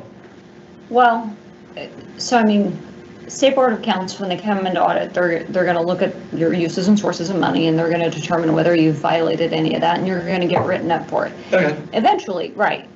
So eventually, the state will come in and run your county. Just off of that, or wouldn't they just say you have to pay it back first? Well, yeah, they try to correct the issue, obviously. Correct, Now, if you don't. Right, if you don't, I mean, if That's it's, moving arm up, Gary. if it's like employee theft and things like that, then it's a criminal investigation, and then it gets referred to the prosecutor, and then there's both, there's issues both with the State Board of Accounts, because they ask for investigative costs back, they try to get restitution, there's your insurance that gets involved in that, and then there's also the criminal side of that. So like, that's kind of a different, like, little animal all in itself, right? But in terms of, you using money inappropriately, and I'll kind of put that in quotes because that's. Define. Right, exactly. So they're gonna write you up.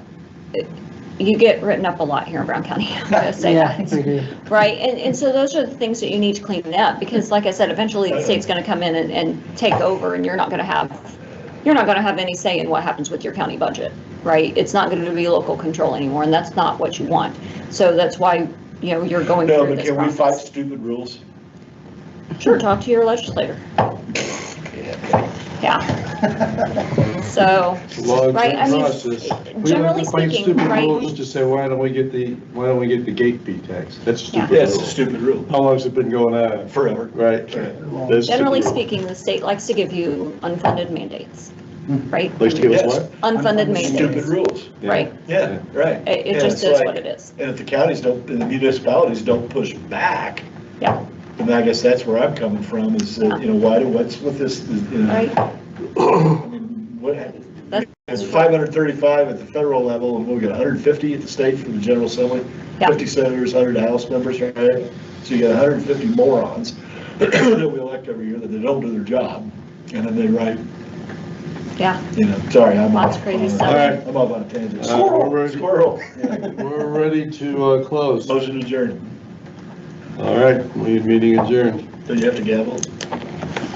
Sure.